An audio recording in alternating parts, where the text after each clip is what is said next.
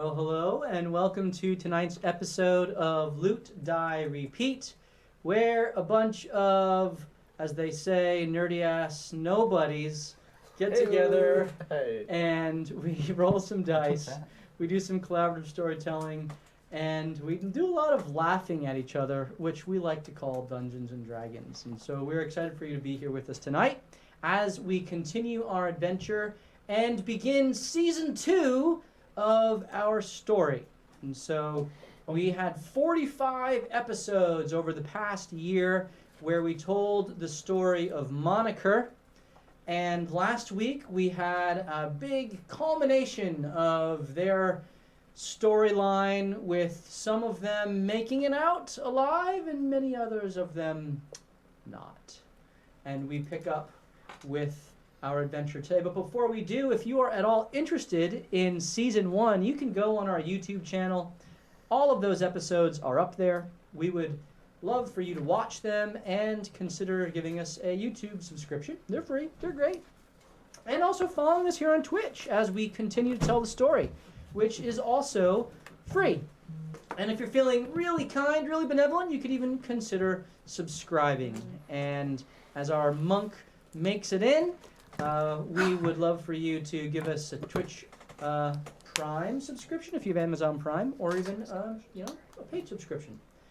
We, of course, are so grateful to all of our viewers and all of our subscribers. We give away miniatures and other stuff on a weekly basis, every single episode. And so this week we have 6 minis we're going to be giving out in 3 different giveaways. And if we get a batch of new subscribers, or if we get a bucket load of bits cheered our way, we will also give away a large miniature, which I don't want to reveal yet, because we may or may not be fighting said creature later on. And so that is an opportunity to have actually a 4th giveaway, but we're definitely going to be giving away these 3 guys. We got some really cool minis here, and I'm excited to give them away. And with regard to the bits, if you want to participate in the storytelling with us, giving certain advantages and disadvantages, for 100 bits, you can purchase advantage for any one of our players, including the Dungeon Master. And for 500 bits, you can purchase disadvantage for the Dungeon Master. That's more preferable. Which is used by the team at some crucial moment. They choose when that's used. And it was suggested by one of our viewers, a couple of our viewers, and so we're going to implement and make sure it's not too game-breaking, so I reserve the right to change. But for 1,000 bits, we will give you the opportunity to buy a potion of minor healing that will magically appear in the space of my hand. A battle. And so the player will not just magically have it on their person, they will have to find it. At least that's how I'm thinking of doing it for now. Again, we're trying to let you guys be involved in telling the story, helping our team out, but not be too game-breaking here. So we're going to try that for 1,000 bits. So you can participate with us, of course. Be active in the chat. We'd love to speak with you. We have several of our players here who are active in the chat. In fact, if you see them staring at their screens or what looks like seemingly off screen, it's probably because they're chatting with you. We're not paying attention. Yeah, and I'm used to that. I'm used to that. I get that all the time from my kids. So, and by kids I mean my D&D team. Sorry, Dad. Yeah, it's okay, son. I still love you. As you can see, we have a new player joining us this evening. Austin, we're really excited to have you. No, thank you. And he is going to be replacing one of our previous players who is transitioning out as he gets married. And so he's still going to make some guest appearances. Man. Joe, we will miss you. Rygar will be returning. Maybe. Awesome. We'll see. Yeah, I don't even know if he's alive or dead. That's true. Cliffhanger. Clip? Yeah. Or is he undead? Ooh. So Options. these are all things that could be revealed through the balance of Season 2 of Loot Die Repeat. Ba-da-da-da-da-da. Hey. And so without further ado, let us jump into our story. And we begin, of course, with a little recap of what has gone before. And more than that, really kind of setting the stage for our adventure. Because this is intended for you to kind of watch and pick up. And without having seen any of Season 1, you can watch us here with Season 2. And so we begin. Our story unfolds in the Sword Coast, a part of the classic lore of Dungeons and Dragons in the Forgotten Realms. And our party has had its adventure primarily centered on the grand city of splendor known as Waterdeep. And coming together in Waterdeep, they have gone on several adventures in the city and in some of the surrounding towns, most notably Nightstone and Amphale. And their adventures took them to Amphale as the city came under attack by a cult of Minotaur and fire sorcerers and wizards, and some dragons. And in that battle, in seeking to save the city, they were successful in driving off the attackers at great cost of lives to the city. Being further educated and equipped on some of the motes of the gods that had been left over in and through all of the planes, they realized that it, seemed pretty likely that these cultists, these attackers, were set on gathering these items of power to themselves. To what end, they don't know.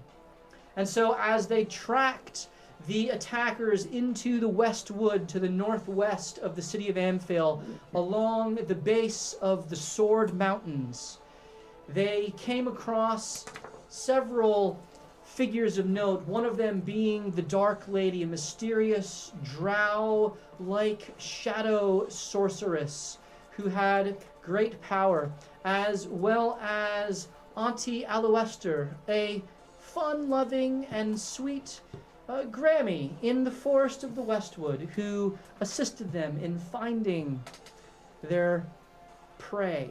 And as they tracked the Minotaur to their cave hideout, ambushing the attackers or the guards on the outside, taking them out in a pretty successful sneak attack, they made their way down into the heart of the cave and found the leader of the Minotaur named Hackle, who was a nemesis of Eli specifically, as well as a green dragon who they did not expect to be there in any way.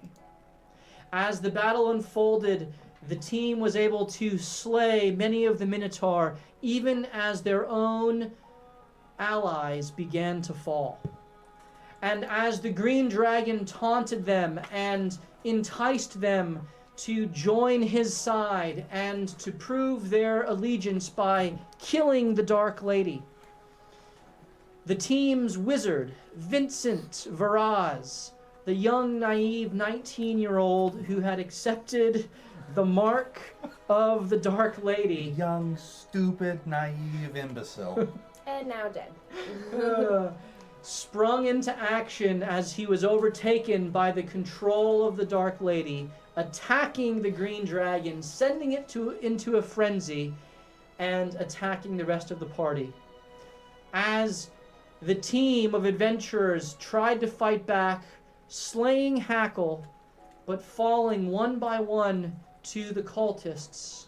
First, Kildrick the Bard fled with Zeus, the Rottweiler sidekick. As Morthos saw what was unfolding and saw Sola down on the ground, he ran to her side, saved her life, and picked her up and hauled her out of the cave. I wasn't down. Well, you know. Let me be dramatic. It happened something like that. You can go back and watch it. As Hold, the brutish fighter, leapt onto the back of the dragon, seeking to grapple it and keep it from flying after his friends. Eli was struck down and left for dead. Rygar, the ranger, was struck down and left for dead. Matimer, the rogue who they were escorting to the north, was struck down and skewered through by the fire cultists. All as Vincent was swallowed by the green dragon, bitten in half, and eviscerated with his entrails Except for his foot. streaming about. Resting in pieces. Resting in pieces. Rips. And so as the dust has settled and the Dark Lady was the last vision that Hold saw as she entered in on the heels of Hold's fleeing allies, attacking the green dragon in his lair and burning him with her shadowy fire and tearing him asunder. Our adventure picks up with the still silence of a cave. 3 days later, drips of water, the smell of rancid flesh decaying, and there is a flash of light as the ravens that are eating the carrion and the carcass shudder and flutter away as there is a gasp of air. As Eli, the blood hunter's eyes pop open and he is aware that he is lying back on the cold stone floor inside the cave where he was felled. Eli, what are you doing? He's gonna rub his eyes and his head and try to get his bearings quietly, because last thing he remembers is there's a green dragon prancing around in here killing people. When he gets his bearings, he's going to get on his stomach and army crawl slowly behind a stalagmite. So go ahead and roll a perception check, please. Perception. Yep. I think I have advantage because of the shield. You do.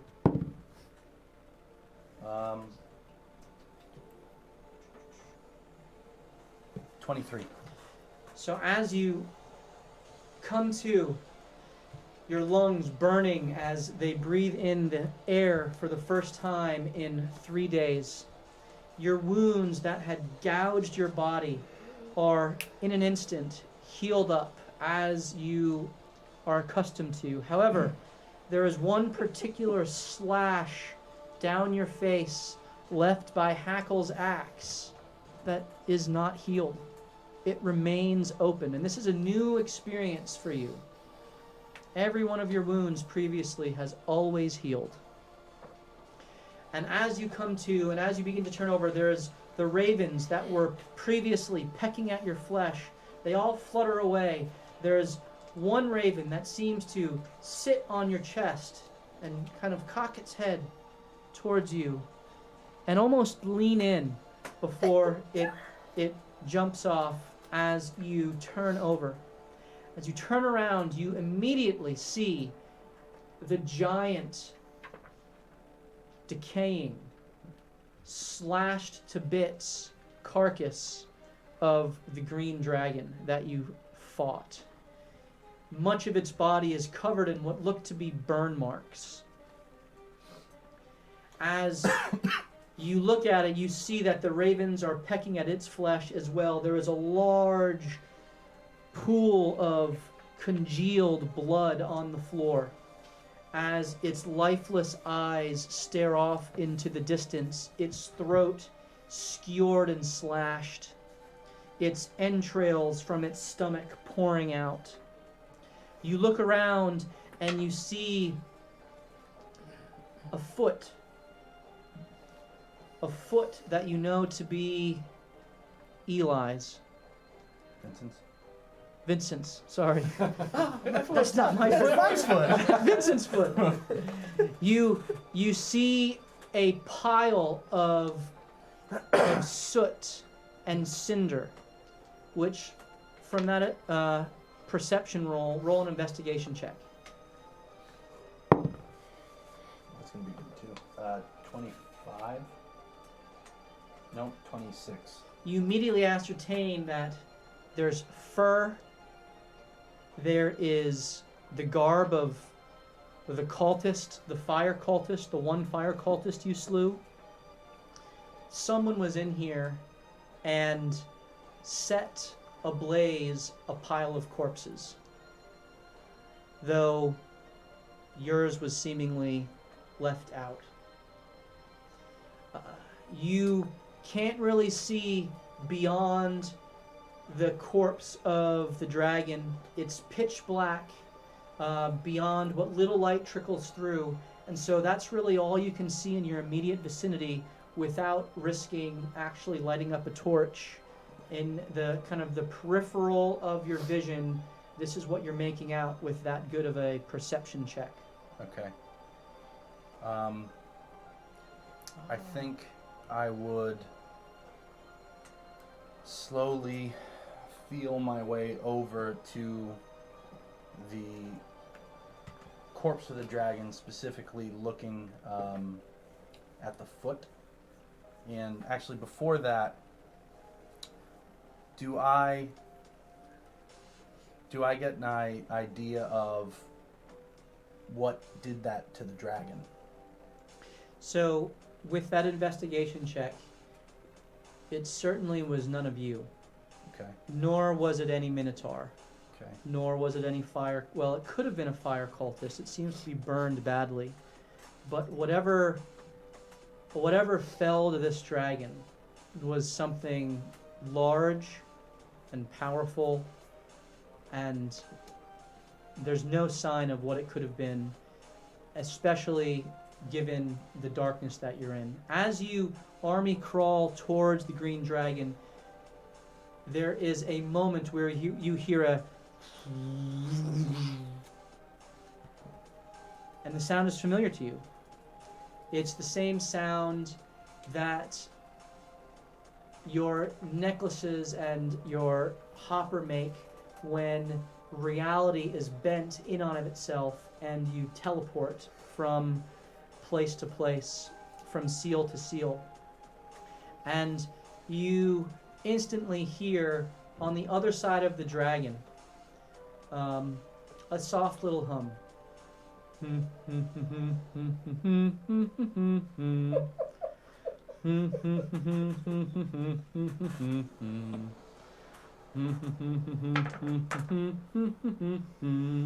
Oh boy. And you hear shuffling and moving, and there's something on the other side of the of the dragon that is humming. And as you kind of scratch your head and imagine what's going on, we jump back to Morthos and Sola and Kildrick. 3 days previous, you have just fled out of the mouth of the cave. Kildrick, your short, dwarvish legs are seeking to carry you as fast as you can to keep up with Zeus, your Rottweiler, covered in his half-plate armor that has been scraped through and has been cut through by the Minotaur.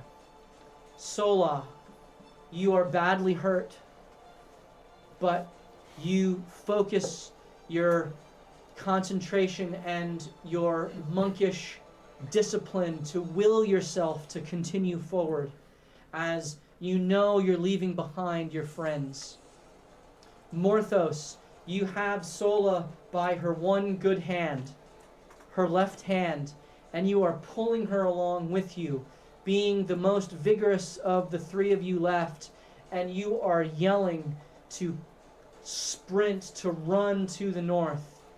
All of you hear a roar that you immediately recognize is not the roar of the green dragon you just ran from. That's something different, something louder, something even deeper and darker. And you hear a response roar that is the green dragon, and they are going back and forth, and you are just running. What are you doing? Where are you going? We must make it to the tree line. Do not stop. Run! We've been running for hours. Hours. No. He's a very small dwarf. Little steps. It feels like hours. Has it not been hours? I think you need to get a sheep killed. It's been like Feels like 45 hours. seconds. We've gone 20 feet. Dwarf time runs differently. Come quick, prisoner, come on. We That's saved right, a we have, prisoner. what's his name with us too? Yeah, Freyr. Friday. Yeah, so with you is Protector Frey, who is the one I think that we saved him. Hold did everything he could to save, but could not get there. And at the last moment, Sola came along and blasted him free with her radiant energy, and was strong enough to rip the chains out of the stone. And though he is still shackled at his feet, he is trying to keep up with you as he is stripped of all arms and armor and rushing with you. Where are we going? To the tree line. Okay, let's go. We have people back there. I don't want to abandon them. Oh, I think it's too late for that. Whatever's back there, there's no way they were going to be able to stand up to them. Hopefully they were just able to hide and get out of the way of the fighting dragons. Hold was on the dragon's back. There's no way he's going to get out of there alive. Was Eli being He's braver. serious? He's braver than I ever thought he would be. Braver or foolish? Both. Come on, let's keep going. What's around here? What do you know of? We're gonna go to that grove that was surrounded by the trees. So as you run, you continue to the grove, and Good hiding place. you kind of make your way there. You know that there was a band of Minotaur and cultists that were sent to the north through Kildrick's magical persuasion, but they could come back. You certainly don't feel safe in this place. What are you guys doing? Well, as soon as Morthos reaches the tree line and is just 15, 20 feet in, he's going to collapse to the ground Okay. as he is just purely exhausted as his haste spell has worn off. Yes, your haste spell wears off, and you feel the lethargy overtake your body, and you are just drained, and you need a moment to sit and just rest. Morthos, what's wrong? I can't move. I am exhausted. When can you move? We cannot stay in this area. Give me a couple seconds to catch my breath. Same here. Freyr, let me try to get those shackles off your feet so you can run freely. Please. So roll an attack roll for your Radiant Blast. 19. That hits. As you hit it with your Radiant Bolt of Energy, the chains begin to glow white hot. Now roll an athletics check to see if you can snap it at the weak point.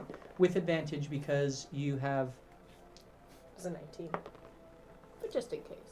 That was a 10. 19. 19 and 18, sorry, minus just one.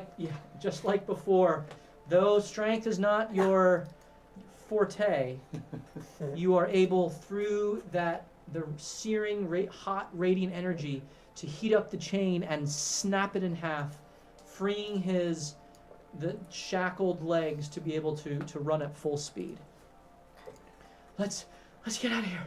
Let's go to the north. That creepy forest with the wisps.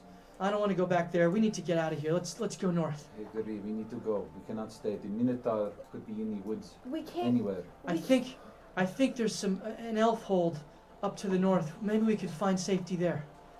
We have to come back. We know Eli will be alive. We Was he being cannot serious abandon about him. that? We hope. Do you think even he could survive that? He survived much worse. He's been alive for how many years No, now? How many centuries? As we were running, I could feel the poison and the heat coming from the cave. It was You think he was intense. I do not know how anyone could survive in it. that blast? I don't know how there would be anything left for him to come back with. We have to go north. We have to go north. We can't stop. Okay. You say you know that there's an outpost? Yes, I think we can get there. We'll have to run through the night. Rhaegar? Did anybody know what happened to him? When I went back in, I was going to go back in to grab Rhaegar. And when I entered the cave, he was gone. I do not know where he went. He was not there. I could not see him, which is why I grabbed you instead. I do not know where he was. That's why. Disappeared. Oh, well, let's keep going. So you guys begin to make your way to the north. So as we leave, or as we're going north, Morthos is going to cut his thumb, and he's actually going to leave blood drops behind him, hoping that if somehow Eli survives, he might be able to pick up our trail. Oh, he did drink all our blood, Because he didn't did drink all of our blood, and so hopefully Not he'll be mine. able to. That was smart. Yes, I did. Yeah. He says he can track it. Even Maybe- Candy and Kyle's blood. True, not mine. Not yet. All right, very good. That's Kildrick, nice. was there anything more that you wanted to say about Eli? Just overcome with guilt. Prefer not to say anything. There's nothing else to say. Very good. So you guys make your way to the north, and you travel hours and hours and hours, pushing through exhaustion. I need if you roll a Constitution save, as you feel the exhaustion setting in. 17. 14. One. Kildrick Oh, collapses. seriously, we've been running for hours. It's been 10 minutes. You try to Oh, climb on Zeus's back for him to carry you. come here, my steed. You're about only a wee bit bigger than me. Roll an athletics check for Zeus. Natural 20. Yes. You don't hear anything, but you feel the strength and brawn of Zeus under your legs That's a good doggy. as he gladly takes your weight and nobly walks forward, puffing out his chest. And you can almost sense the pride in, You're finer than any horse on this land. and you can a vigorous head nod on the dog as you rush forward, sprinting. Eventually, as the dawn hours give breaking light, you see in the forest ahead of you a very strong-looking stockade of wood that is almost woven into a bramble, woven into Good word. stone and a thicket of thorns. It's very natural as you approach and you find perched atop this bramble several elvish guards that call out to you. In the distance you see one gigantic tree that is ringed with what look like buildings and halls and pathways and lights that pierce through the dawn sky. You can barely see the roofs of other buildings that seem to be at ground level, and much smaller trees that look to be rung around a large tree in tree fort type of arrangements. As you approach, they stop you and question you, and for the sake of moving the game along, allow you to come into the forest hold as they welcome you to the forest hold of Elioth. And they take you to the Sap's Brew, which is the inn that they allow foreigners to stay and to bed. So they lead you there, and you all collapse for the night, which is really for the day. And we will leave it there and flash back to Eli. 3 days later. Now we're again 3 days later, 2.5 days later. Gotcha. Eli, you hear this humming coming on the other side of, well, a very, very dark room that you can barely see anything in. You know it's on the other side of this dragon carcass, but beyond that, your spatial awareness is very limited. What are you going to do?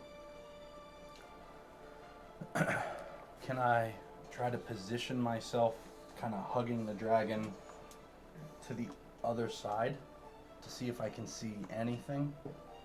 Sure. You make your way around, getting deeper into the cave as you go along, crawling along the ground as quietly as you can. Roll a stealth check, please. That's gonna be good. 21. You're rather silent as you use the decaying flesh of the dragon to almost muffle the sound of your movement as you kind of lean into it.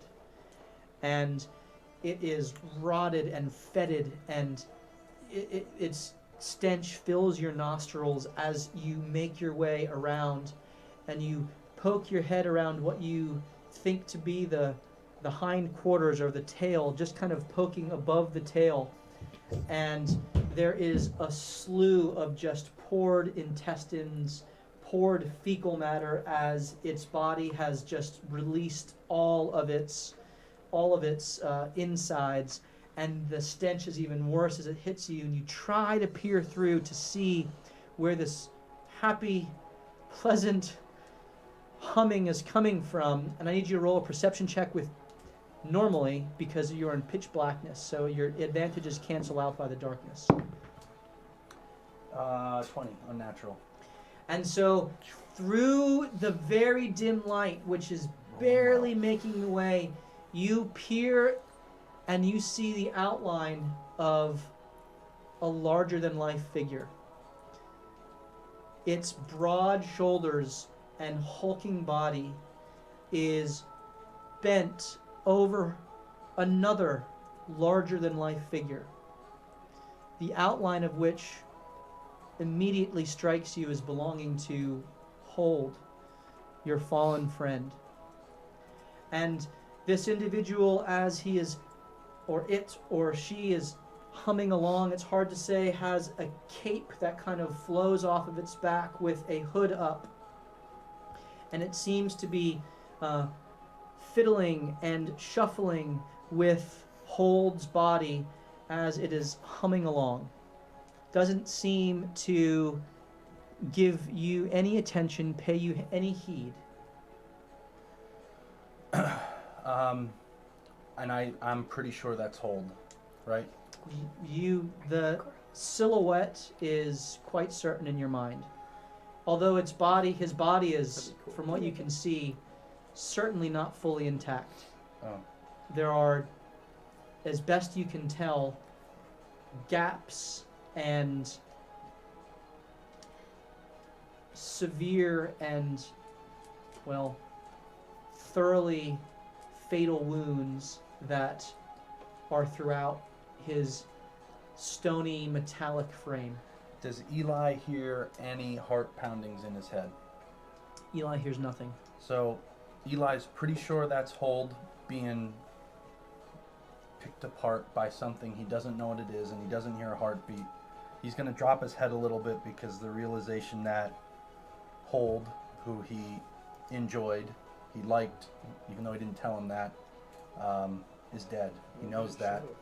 And he's going to lift up his head with anger in his eyes and apparate his sword and light it up and go to attack this creature that is seemingly picking Hold apart. So you run your broken blade, which now has the minotaur hilt that goes up to the sides and is rung with both dwarvish runes and abyssal runes. You run it down the palm of your hand, lighting up its radiant edge, giving light to 10 feet around you, and you now see clearly that this creature hunched over Hold's body itself has metallic arms and stone hands. And as you rush forward, it turns to you, and its face is similar to Hold's, but different. Its chest has a similar glowing orb that is shimmering with green light, whereas your hopper is blue light. It looks at you and kind of gives a half-cocked smile and flicks its hand, and I need you to make a wisdom saving throw. Ooh. I like this guy. 18. 18. As you go to slash at him, he flicks his hand at you, and you feel your body immediately stop. And you push through it, and he kind of looks at you and stands up straight as you approach him. He stands even taller than Hold was, his body covered in armor plating, many of the plates pulsating with runish energy. And you go to make your attack. Roll your 2 attacks. Okay. Conversely, seeing all of that, Roll your 2 attacks. those are both going to hit most likely. Well, one would be 26, and the other would be 23. And so as you swing, you are sure each of those is going to hit. And then I tried. there is a shimmering blue energy as he holds up his other hand. And the shimmering blue energy flashes as your sword hits right in front of him. As you bounce off of this energy shield, as he kind of laughs. You peasant. Do you want me to kill you now, or do you want me to kill you later, you know? Neither. Okay, then put your little pissy sword away, okay? That's better, alright. So, no doubt you're sad about your friend here, huh? Yeah. Yeah, we are too. We thought he might make smarter decisions this time, but no, he's a stupid peasant, you know. I get it. So here we go again. Anyway, it doesn't matter. What can I do for you, huh? Eli kind of wipes a sad, angry tear out of his eye, and I can you just leave him alone? Let him rest in peace? No, I can't. So you like, I got to kind of take him with me now. Where? Doesn't matter for you. Okay. You said this has happened before? I mean, I know he was rebuilt once. He said that. Yeah, it's true. Yeah. How many times has he been rebuilt? Well, enough times though. You know, it's like a 1 and a 2 and a 3 and a 4. Oh, I forgot that 1 and 2. Yeah, the stupid. Anyway. Were you also singing 1 little, 2 little, 3 little kobold? Oh yeah, you know, it kind of soothes me when I'm thinking. I just like to hum a tune myself, right? Like a 1, a little, 2, little, 3 little kobold. Sing it with me. 4 little, 5 little, 6 little kobold. 7 little, 8 little, 9 little kobold. All gonna die today. That's not how I remember it ending, but... Oh, that's what I do though, because you know those little peasants, you know, they just die. Yeah, they do. Okay, so you're gonna take him. Can I get some stuff off of him before you take him? Well, it looks like his body was already pretty thoroughly picked clean, you know. Did you try? No, you were dead though. That's a pretty fancy trick you got there, by the way. Yeah.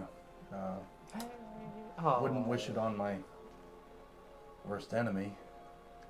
But here I am. Yep, there you are, though. So I'm just gonna take, and he stops, and he cocks his head as if he's listening to something. He just kind of looks up. Like, are you sure, though? 'Cause you know that's it. Yeah, I'm not questioning. Really? Really, really? This pissant, though. Hey. No offense. Oh, no, Everyone's pissant to me, though. You know. I guess I'm none like, taken. I'm like the best. All right. All right, fine. It's you're the god. And he kind of reaches forward, and you see the hopper, which the chest of Hold in particular is severely clawed through and severely hacked at. It looks as almost as if something or someone was trying to get to the hopper in his chest. And this creature, this subaltern, this warforged, reaches forward and instantly Hold's chest opens up, and the hopper floats up into his palm, and he grabs it. And whereas the hopper is it's like the size of, a healthy cantaloupe. In his hand, it's more like a pool cue. Oh, It's wow. very small as he just kind of takes it and hands it out to you as you take it. So I guess you're supposed to keep this then, and stuff. So okay. So your book, I need your book though. You need my book? Yeah, I'll give it here for a second, okay? Am I gonna get it back? Well, yeah, of course. He puts the hopper under his arm and takes the book, Takes your book. takes the chain off. Are you sure you're gonna give it back? Only if you say pretty please. Yeah, I'll give it here, all right. So he takes it and he traces some runes and mutters a little incantation, and the face of the book opens up. It says, all right, now the hopper, all right. He gives it, and the hopper shrinks down in his hand, even smaller, and he places it into the book. And he does another incantation, and it seals up, and he hands it back to you. And the book is now filled in its leather-bound cover with the glowing blue form of the hopper. Did you put that in here? Is that Yeah, it's there now, so you're kind of like the protector and keeper of it and stuff, so... Wait. If I have to come back here for your dead body, which, is kind of a weird thing, because you would like disintegrate or something. I don't know, that you're pain cursed, you're crazy. But, anyway, don't lose it. It's been 321 years with this book. I don't plan on losing it. That's good, okay? What's your name? Oh, I'm Aegis. Good name. Who are you talking to? Me? No, you weren't. I'm a really bad liar, It's not important, okay? You called them a god. What god? Roll persuasion. With advantage. I'm giving it to myself. Do you have an advantage? No, I'm just giving it to myself. You do. What I have an You advantage? got one. Yeah. Oh, I got one? OG Oh, fluff. thank you. OG persuasion. Mm-hmm. 21. I am on fire tonight. He looks at you and he's like, huh. I like your spunk, All right, well, you promise not to tell anyone else. Yes. Okay, I believe you.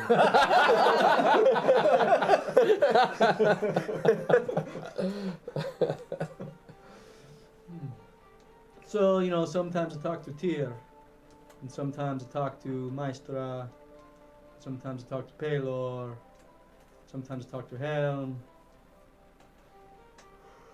Sometimes talk to Chantea. This one was Maestro, all right? Okay. That's pretty cool. Yeah, well, you know, us altereds, you know, we're like the protectors of the realm, you know. Yep. Heard that once or twice. Yep, that's me. Okay. So, when you're made by the gods, you know, you got to kind of answer to them because they cannot make you, you know? That's a good point. You know, there's crap flows downhill. Yeah, now the crap's all on you. So, alright, I'm gonna go now, alright? Wait. Can I... Does he have anything left on him? Can I just do the once over? There might be something sentimental. You said you were going to take him, right? Yeah, he needs to go back. Can I do a once over and say goodbye one last time? Alright. Let me say goodbye by searching your pockets. This is what Hold would have wanted. Is it, do you want me to roll like an investigation or something? This would be investigation, yeah. And roll a perception check as well. Alright, red is investigation. Roll perception first. Well, I have nat 20. For perception or investigation? You said perception first, so Okay. nat 20. That's funny. While this has been going on, you have noticed that there is a raven that has been stealthily staying within earshot of all of this and is perched on a stalagmite just out of the range of your glowing sword, which as you kind of put it away, Aegis brought a light. He kind of apparated his own light so you Okay. could talk in the light. And you see this raven that is just kind of watching you, and you're pretty sure this is the same one that seemed to be watching you closely before. Okay. Now roll an investigation check, please. 12. It looks to you that most of Hold's personal items have been taken. The glaives that he wielded are both gone. The frog necklace that was around his neck has been torn off. The bag that he had many gems and items is gone as well. All of his wealth, all of his gold. Something was in here and picked through him. But the way that his body fell,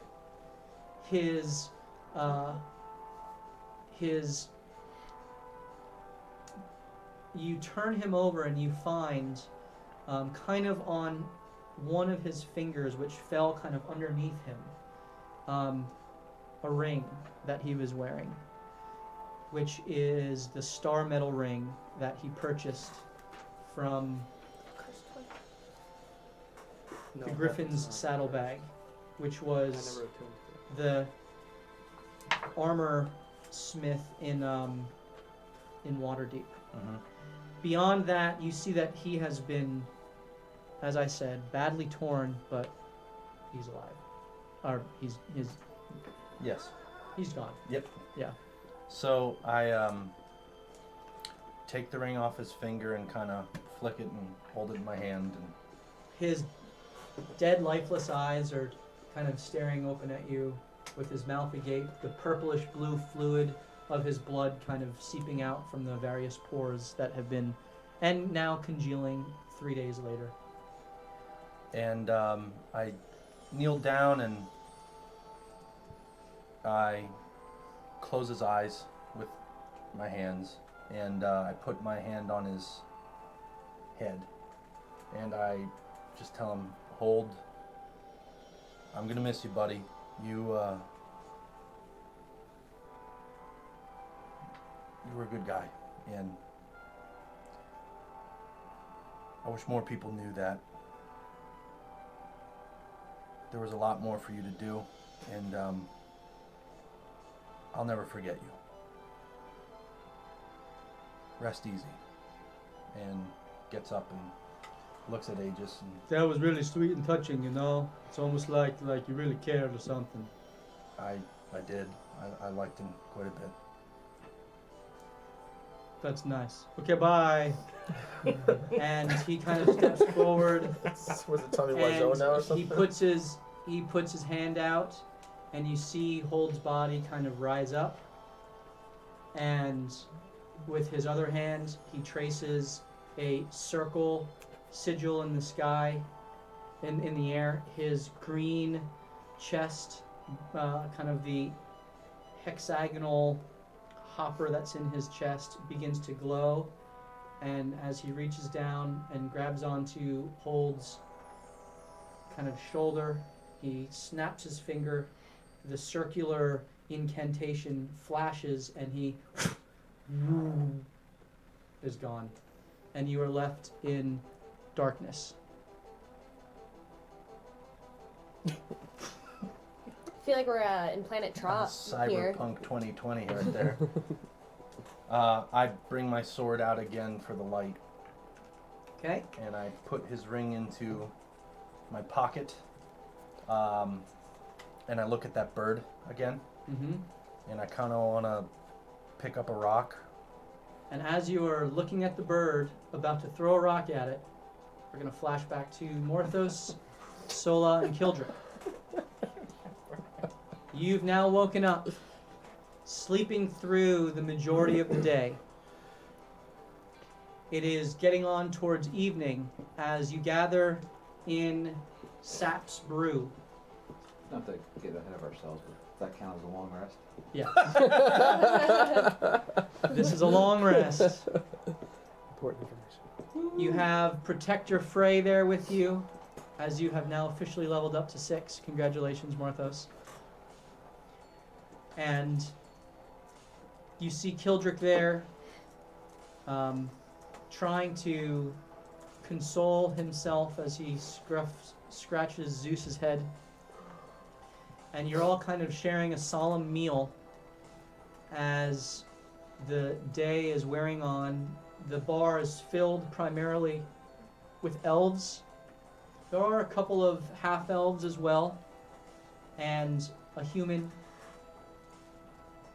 But you get several looks, especially you, Morthos, and you, Kildrick, of people who kind of look at you with almost a disdainful glance. That, Kildrick's about 4 beers deep. He's really going through it. as a dwarf is in their midst. So what conversation do you wish to have? I'm gonna kind of pat Kildrick on the shoulder. And not Kildrick. I can't reach Kildrick, Don't man. touch me ever again. I'm gonna pretend to pat Kildrick now. You fought well and bravely in there. I didn't fight well. You did. You have helped the battle. You turned the wages of the battle, and I didn't. I turned tail and I ran. Yes. But that was you- the wise thing to do. If it wasn't for you, I would be dead myself. If it weren't for you, we would all be dead. You sent those 3 minotaurs away. You did well. And unfortunately, we couldn't save them. This always just happens to me. This is the second time this has happened to me. You don't understand it. I have lost. Lost one family already. In the wilderness, I find you guys. And then you're all wrenched from me. Not all. Most of them, I let them down. You let no one down, Kildrick. They saw you as brave and valiant in how you are. You think Eli's alright? I pray that he is okay. I pray that whatever curse that he has He's a will creepy still bastard. I know. Very. I still do not understand, but I will I tell you loved this. him. If there is anyone that could have survived that, he is the only one. I just hope it was not too much even for him. Yes, We well, must rest because we need to head back after we know it's 3 days and we should head back towards the cave to see if he will come I back. agree. To be honest with you guys, I might have had a little bit too much. We'll leave I in the thought you morning. dwarves liked your beer. I thought you were, stout and all. I may have had about 6 or more before we came here, before you. That you didn't know about. So in the midst of this conversation, a rowdy elf who has been drinking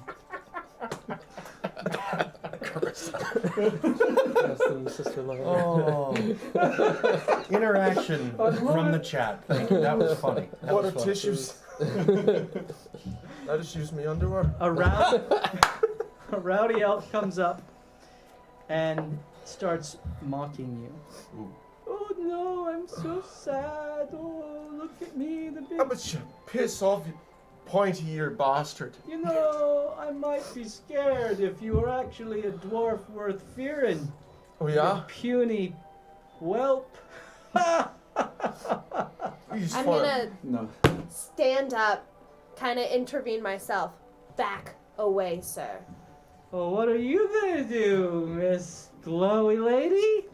Huh? Miss One-Handed Wench? I'm just gonna kind of take his shoulders and turn him around. As you go to put your hands on him, 3 of his buddies kind of stand up. We are just drinking in peace and eating and recovering. As soon as I see the 3 friends get up, Morthos is going to stand up, step in between Sola and this drunken elf, and stare him in the face with his hands conveniently on his 2 hidden levers. Yes. If I were you, you little pissant, back off. I was just in the cave with a dragon and lost many of my team, and I will never lose another one. And as I'm saying this, my eyes are immediately going to glaze over black, and they're going to turn into flames from my eyes themselves. I'd make you run away if I were you, you pointy little You- freak. And your friends Gildrick. might kill me, but I guarantee you that I will kill the majority of you first if you do not sit down. You have 2 choices. Sit down, shut up, and I will buy you a beer, or I will kill you all. Roll intimidation with advantage. I kind of hope you fail. I don't. I'm scared. Unnatural 20. Nice. The smile and cocky smirk that was in his face immediately fades as he sinks further and further away from you. As your eyes flame, it's like, all right, it didn't mean any trouble. That's exactly what you meant. We'll back way, and I'll take that beer. I mean, Right, boys? We'll take another beer. I take 4 gold pieces out and throw them at the bartender and say, give them whatever they want. All right. And so they back off, and everyone in the bar, who was kind of giving you all sideways glances of disdain, they all avert their eyes from you, Nothing to see here. and there is Well, you never seen a crying dwarf before? Is that new to you? You freaks. Hey, Kildrick. you can tell that some of them want to say something. I'm And they all look I'm over- all ears, even more than these big-eared elves. Kildrick, So, quiet your mouth. I think you should go find a place for him to sleep it off. Come. Sleep it off. Come Sleep on, off we're my gonna- guilt. No. We're gonna throw the bone for Zeus.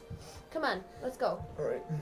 Gonna bring him up to his room Okay. and hold his horn. I don't know if he's wearing a helmet as he vomits. Apparently, That's just my pigtails last year. You I'll hold his hair back. As you pull his beard back. Not the beard. And so as Kildrick and Sola go away, and Zeus. and Zeus, Frey has gone away. Morthos, you're left there at the bar, kind of by yourself as the hours tick away into the evening. Is there anything that you wish to do? Yeah, as it gets dark, and I've seen that they've all gone, I'm going to actually walk outside and kind of walk to the outskirts of the outpost, kind of out of the light, and just kind of find a tree to sit in front of. Okay. And as Morthos does that, he's just going to kind of sit there for a little while. And Oh, right, okay. He's kind of gonna have a conversation with himself. I can't believe they are gone. We lost them. Melcine is missing. Rygar. I don't know where he is. And Eli. I want to believe he could have survived that, but I don't know if that's possible. I, in the hold, you ignorant idiot. And Vinny. Vinny. You stupid boy. We should have stopped you. I don't know why we didn't. You were just a young man. You haven't learned yet.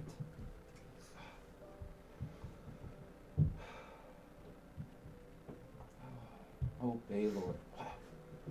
Why did you bring me back? That I have to feel this pain again. I feel like I've lost so much. Everyone I care about has died. First Grigor, then Zeldan, and now Vincent and Holt are gone. Is it me? Am I cursed? Am I the reason that everyone dies? Everyone around me that I start to care about, they die. Ay, Grigor, I wish you were still here. I wish I could talk to you. You know, when I was young, you used to tell me about justice. Where is the justice in this? You used to talk about Tyr. Tyr, hold, he fought for you, and you left him. Where is the justice in that? Where's Hold's justice in all of this?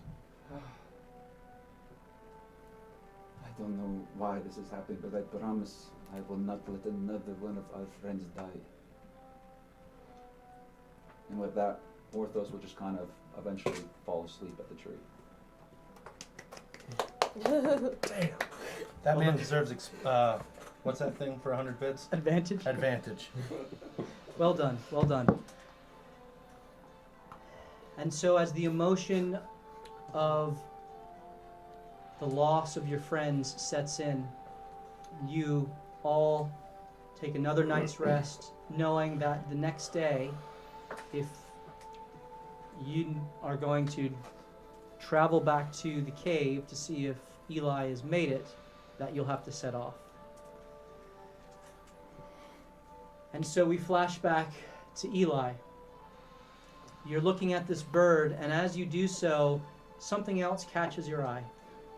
And is underneath Hold's body, where that he has, now that he's been apparated away, you see a piece of paper folded up that is laying underneath him. I go pick it up and I read it. It says, Hold, I do not envy you. The choice you had to make between saving your mentor and saving the people. I watched the anguish burn in your eyes as you sought to save your friend, but I now know why you were not chosen by Helm. For no paladin of the Protector would have put his personal attachments above the scores of innocents that could have been given the chance to live. I mourn for the loss of Father Greg with you, and understand why you sought to save him. But perhaps this encounter can provide you with some insight as to why you are not chosen by Helm. It's a funny script. I bear you no ill will, and wish you the best in your journey. I pray that you seek to serve and protect those who need it most. Humbly yours, Protector Frey Vendari. As you read that, you imagine that this letter that was written to him by the man who was tied up in the cave, who he sought to save, certainly touched him deeply, and at least perhaps gives some explanation as to why he took the actions he did in this last battle to try to prevent the dragon from getting more of his friends. I want to take the letter and fold it up and open my book and write a section that just says hold. And I want to put this into the book and close it. Okay. So you do that. And as you do that, the bird flies over and just kind of watches you put the letter into your book and is staring at your book, not really paying attention to you. And as you put the book away, your thoughts go to your friend Rygar. Right. And so you immediately begin to look for him. And you find no trace of his body anywhere. Roll an investigation check. 18. You go over to the place where he was letting loose his arrows at the onslaught of enemies. You find a pool of blood. Take your finger and dip it into the blood and lick it.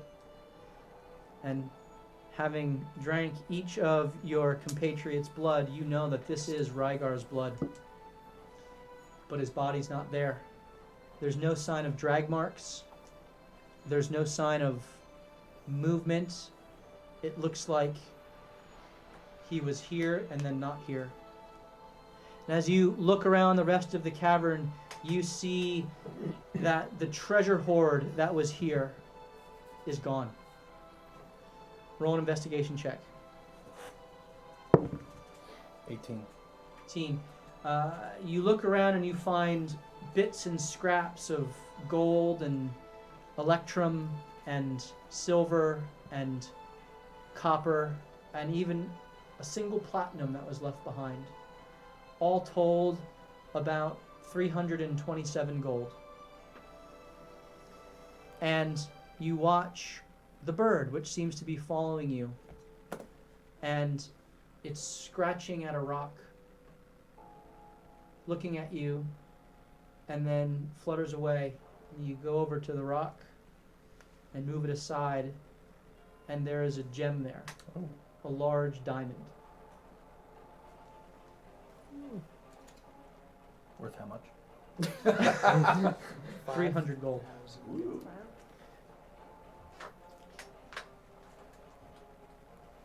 Clearly, this bird was aware of that and was showing you something. But it flew off to the other side of the cavern, where you know all of the writings and the tables with plans to be. And as you make your way over to that side of the cavern,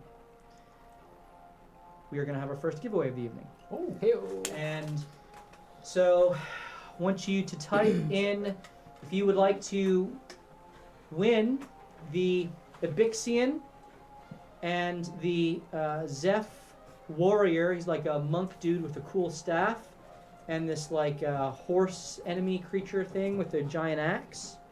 If you want to type in !Awaken. !Awaken.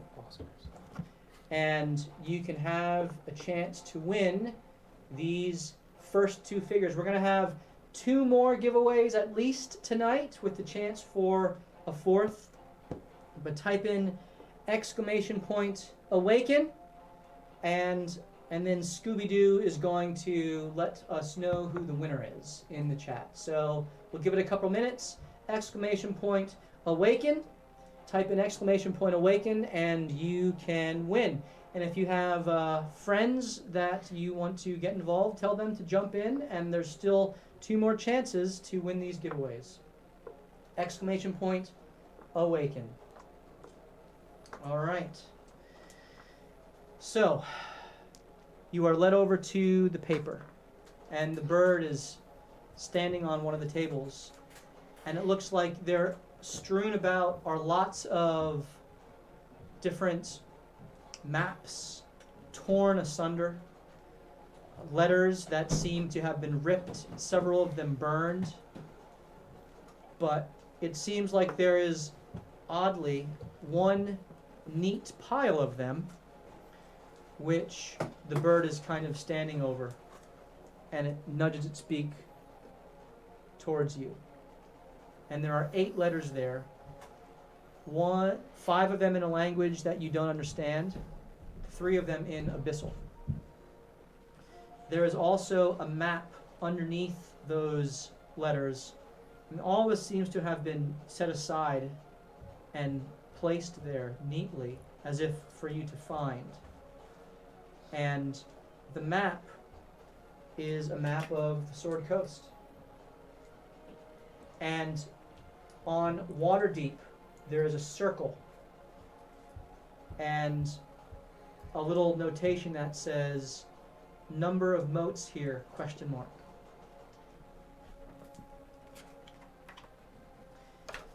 There's another circle around Neverwinter with a notation that says, fire moat must be here.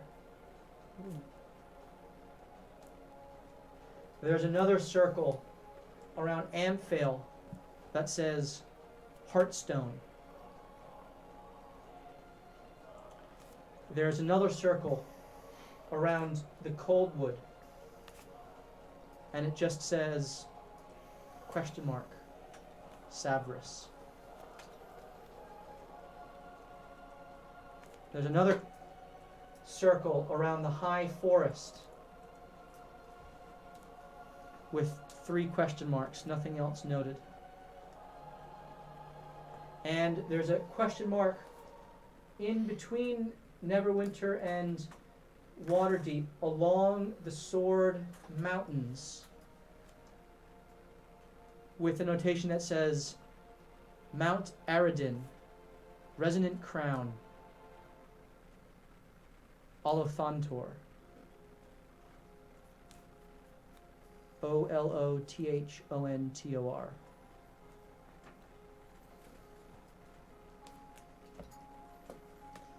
And as you're looking over all of these things, you begin to read.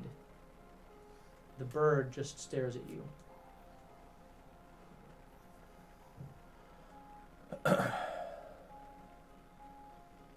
So I'm gonna look at the bird.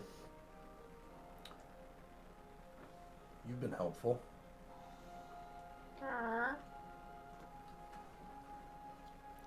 What else is here?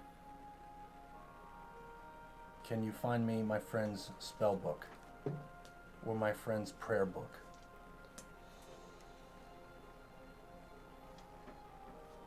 And the bird flies away. Okay. Do you follow it? I would scoop up all this stuff and yeah, I would try to follow it. Sword out so I can see. And I am down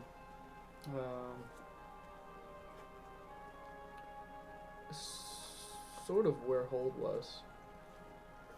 Around the dragon area. It's just standing next to body parts. Okay. And there in the midst, in a hand that is clutched around it, severed, you find Vincent's spellbook. And then there's a flutter into some crags in the rock where you recall Hold jumping onto the back of the dragon and wrestling with him. And there's another book nestled in between some stalagmites that would have been impossible for you to find. Okay. And you find Hold's prayer book, the common book of prayer, Tyr's common book of prayer. And there's another flutter. And in a tube that is rolled up, leaning against the side of the cave, you go over and open it, and you find a spell scroll. In fact, there's 2 spell scrolls in here. It's foreign to you, the arcane runes in them, but you think this could be useful. All right. I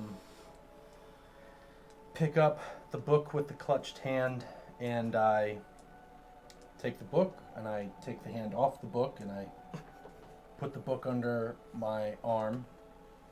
From my bandolier, I grab a empty vial, take the cork out, put it in my mouth, apparate my sword in my left hand, and I mutter something like, I'm not done with you yet, Vincent. And I jab the sword into the fat part of the palm, and I start squeezing it like a zip to try to get some blood out of it. Roll a medicine check with advantage. Interesting.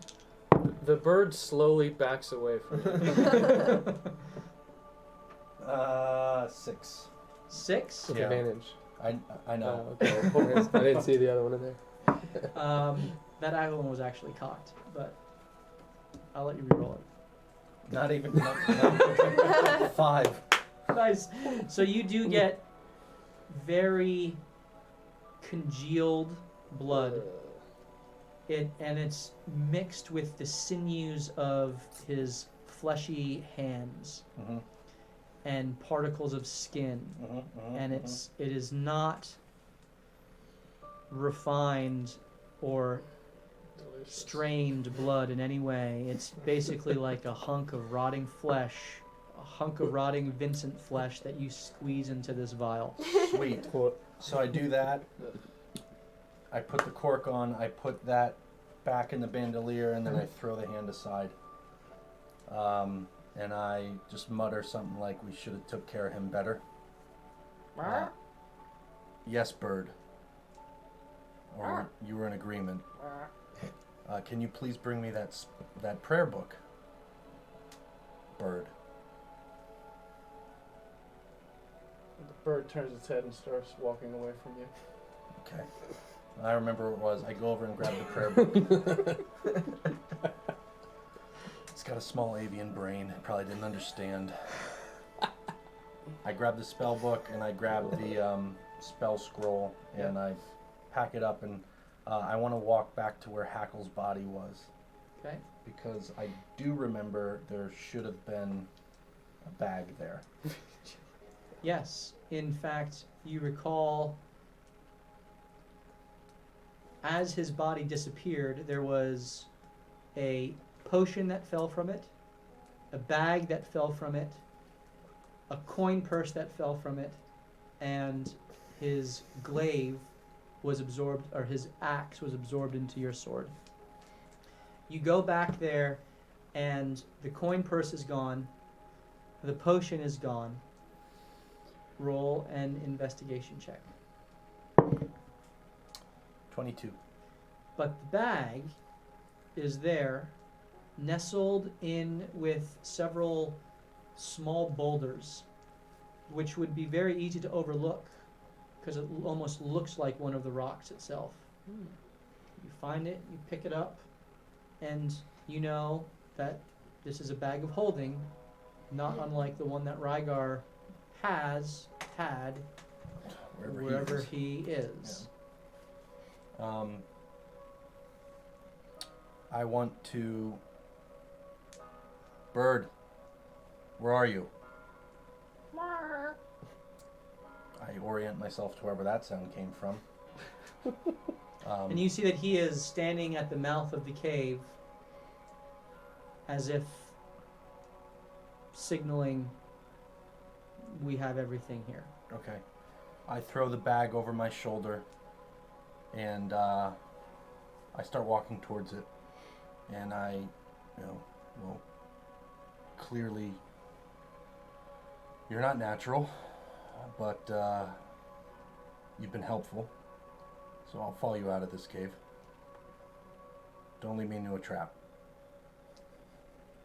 And we walk out. As you're following the bird, or next to the bird, the bird seems to float up in the air as a body appears from the bird, and the raven is on his shoulder. From the back, you see a dark gray cloak with a hunchback, and an older man, gray hair, with leaning on a quarterstaff. As he turns around to you, you see not quite human, but not quite elf. You see pointy ears pointing back, a little bit gray skin, with a feral type nose, sort of, and a big gray beard with kind of a smirk. He says, "Glad I could help." This makes sense. Yep. Okay.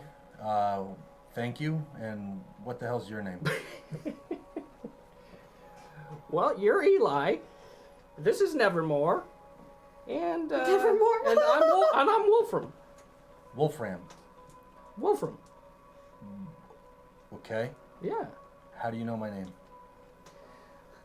Well, I have been staring at you for about 3 days now, waiting for you to come back. Am I wearing a name tag?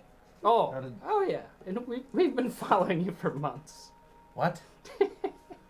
It's a long story, but suffice it to say that it seemed like time to talk with you. I'm really sorry for what happened. Mm-hmm. Your friends were very good people. They really were. I know. Me too. Yeah, I forgot you've been following us. Feel a little invaded. And there were some things you missed. The black, dark, smoky person came in, and there was a really big battle, and everyone died. Well, not everyone. That smoky lady person, I think it was a drow, Uh-huh. did leave. Did leave. As well as a very ugly, flaming caster kind of guy with a broken stick. That's all. That's all that left. What did you see my friends leave? Yeah, yep, yep. Okay. So which one's what happened to Rygar? Rygar was... Who was Rygar? Rygar was the was bow guy. The wood elf. Yes. Yes. Yep, he did not come out. And I didn't find him in there. Nope. He's not in there. Okay. What about Morthos and Sola and Kildrick and Zeus? Where'd they go? Yes. Oh, yeah, they're fine, I think. They ran that way. Okay. I don't know where they are. We're gonna have to find them. But you saw them leave. Yeah, they were in bad shape, though. That was days ago. Okay. But I knew you would be back. And it seemed so intense, I really had to check it out in there. And you said the Dark Lady came in and left with one of the casters? I don't know, Dark Lady. It was The a smoky lady. Yeah. No. Figures. No, not with. Not with? No. But she came here. She came, she saw, she conquered. Wonder if Vincent let her here. And I saw. Alright. I hate her. So she's gone. How much time passed between her leaving and the caster with the broken stick? No idea. Did they go in the same direction? The lady left first. Okay. Nope. Wait. Wait for it. Hold on. Do you remember? That's right. That's right. No. The beat up fiery guy left first. Okay. Yep. Which way did he go? Then there was lots of gold moving noises. She took lots of gold. I know it. Okay. What is your name again? Wolfram Poe. Wolfram Poe. Correct. All right, Wolfram. You've been helpful, or your pet has. You've given me some good information. Well, why don't I help you try to find your friends now? Yes. Yeah. I want to get some dragon blood first. Okay. Did you happen to grab the stack of papers that were on the table in there? Yes. You did? Nevermore pointed them to me. You shooed me away, and I couldn't tell if you grabbed them. I got them. Okay, good. I put them there for you. Thank you. Yeah. I have them. For us. I have them. Put them there for us. Yes. That's a little forward. Well, and backward, but that's okay.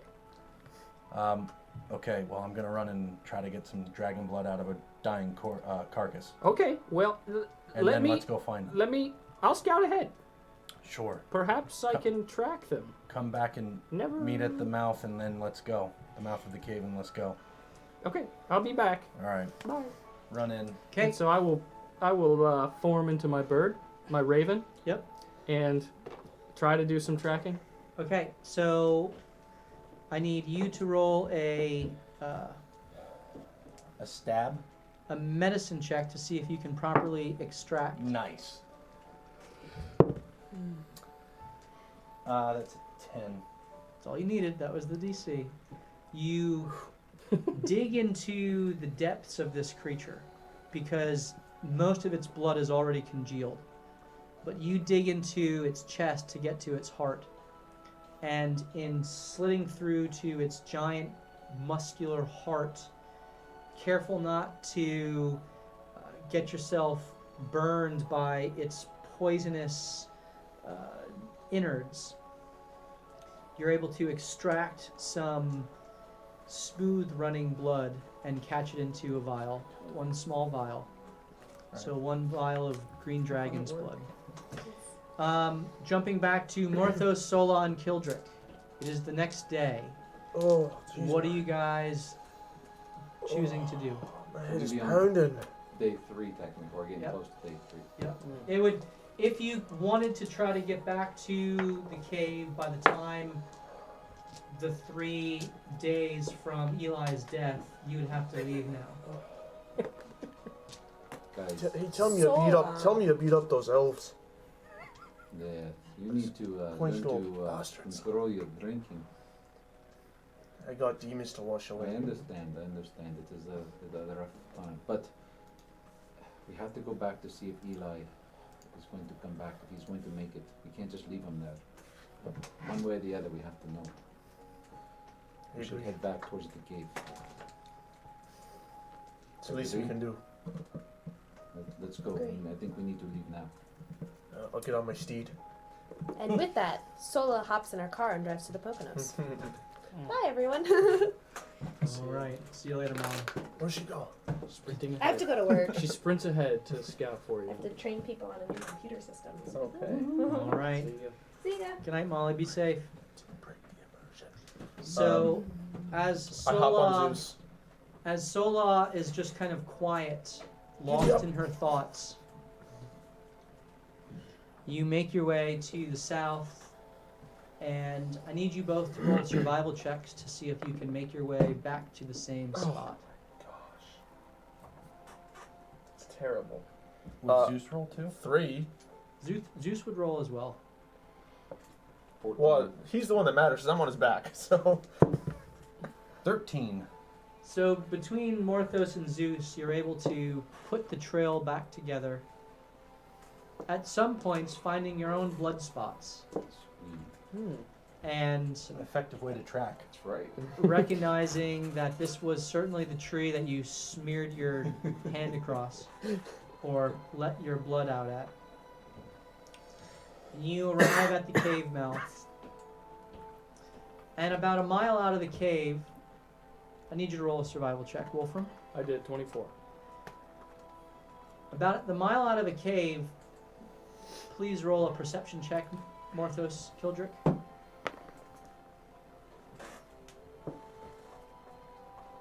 12. I have 15. Are you trying to be stealthy? Only You're in if bird form, right? only if we got to the point where the wisps were at. No, Then no. wisps are to I've been through the these ones east, before. they're to the north. So you find them, and you guys watch as a bird flies down and lands in front of you. and then picks back up. You see the way that thing's looking at us? You see it kind of It's just a stupid bird. cock its Yeah, it's head got something in its eyes. and just kind of fly and circle around you guys. I think it thinks we're going to die. It's like a vulture. And Wolfram poops on him. As the Shit. Oh, nevermore. Nevermore poops on him. nevermore. You guys continue on, and the bird kind of flits ahead, then comes back and flits ahead, and then goes ahead and disappears. Doesn't come back. Eli, you take your vial of blood, and you turn and go to the mouth of the cave, and you wait a bit, and then Nevermore returns to you.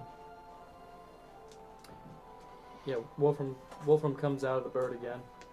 There's a like a foggy like split. It's something I don't know if you've seen before, but he says they're coming real close. I tried to lead them here, but they don't like birds apparently. Yeah, it's a love-hate relationship. Which way are they coming from? That way? Yep. Let's go meet them. Yep. All right.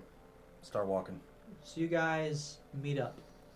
Sola is overcome with emotion as she rushes towards you, throws her arms around you, her right hand missing, her left hand kind of grasping around your neck, and she kind of buries her head in your chest and just starts to quietly sob. Mm-hmm. She lets you go, and did he make it? Did Hold make it? Drops his head again, and he starts to cry a little bit, and he goes, "No, I'm sorry, no." And she cries as well.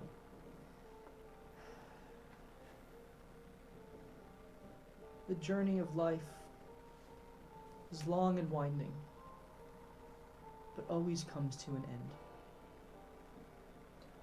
Vanity of vanities. Kildrick sort of sinks to his knees. Does Nevermore say that? Oh, Wolfram does. Wolfram. Okay, you're out of his form. She looks at you. What do you mean? It's okay, Sola. Who are you? How do Everyone you- has to die. How did you know her name? Who are you? Oh. He's I been, feel like I've been a He's- part of your team for a long time. he's been following us for a little bit. That isn't little creepy. Yep. I'm Wolfram. I don't give a shit who you are. Oh. Why have you been following us? It is a long story, but we have the same mission, I think, from what I've gathered, which is to stop the plans that have been occurring with these portals and the dragons, and it's very difficult to put the pieces together, but I want to help stop this plan. I've only got one question for you. Yes, Kildrick? Did you see what happened in that cave? Unfortunately, no. I saw who came out. He said, as I described, I think it was the same lady that was at the statue fight. The Dark Lady. Yeah, I was there. She was the one with the green dragon fighting. That's what he's piecing together.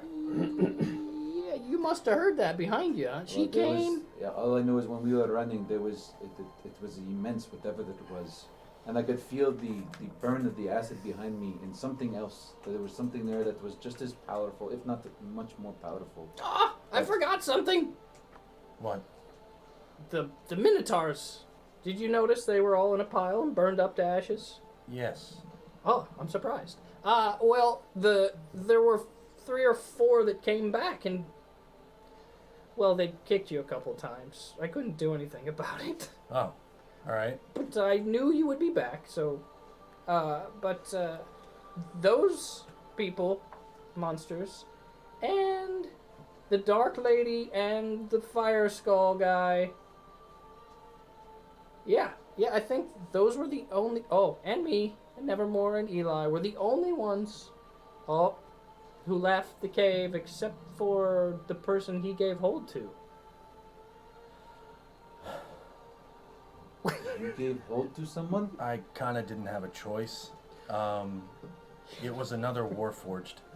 He just hold. Yeah, he just hoppered in out of nowhere. Was humming one little, two little, three little kobolds. You know that song? It's a catchy tune. It is. Does Holt have a brother or something? It didn't. It almost felt like a comrade, actually. Like, you know, we sent him out here to do a job, and he didn't do it. The little pissant, and we got to take him back, put him back together, and send him back out. Oh, so like what Holt had talked about before, it sounded like this might not be the first time he will be put back together. Yeah, and his name was Aegis. Holt. I know. His name was Aegis, and he gave me Holt's Hopper, which is somehow, and I hold up my book, it's somehow in this book now. The book is the Hopper is the book, I don't know. So I'd say that's fortuitous. So we can still use it.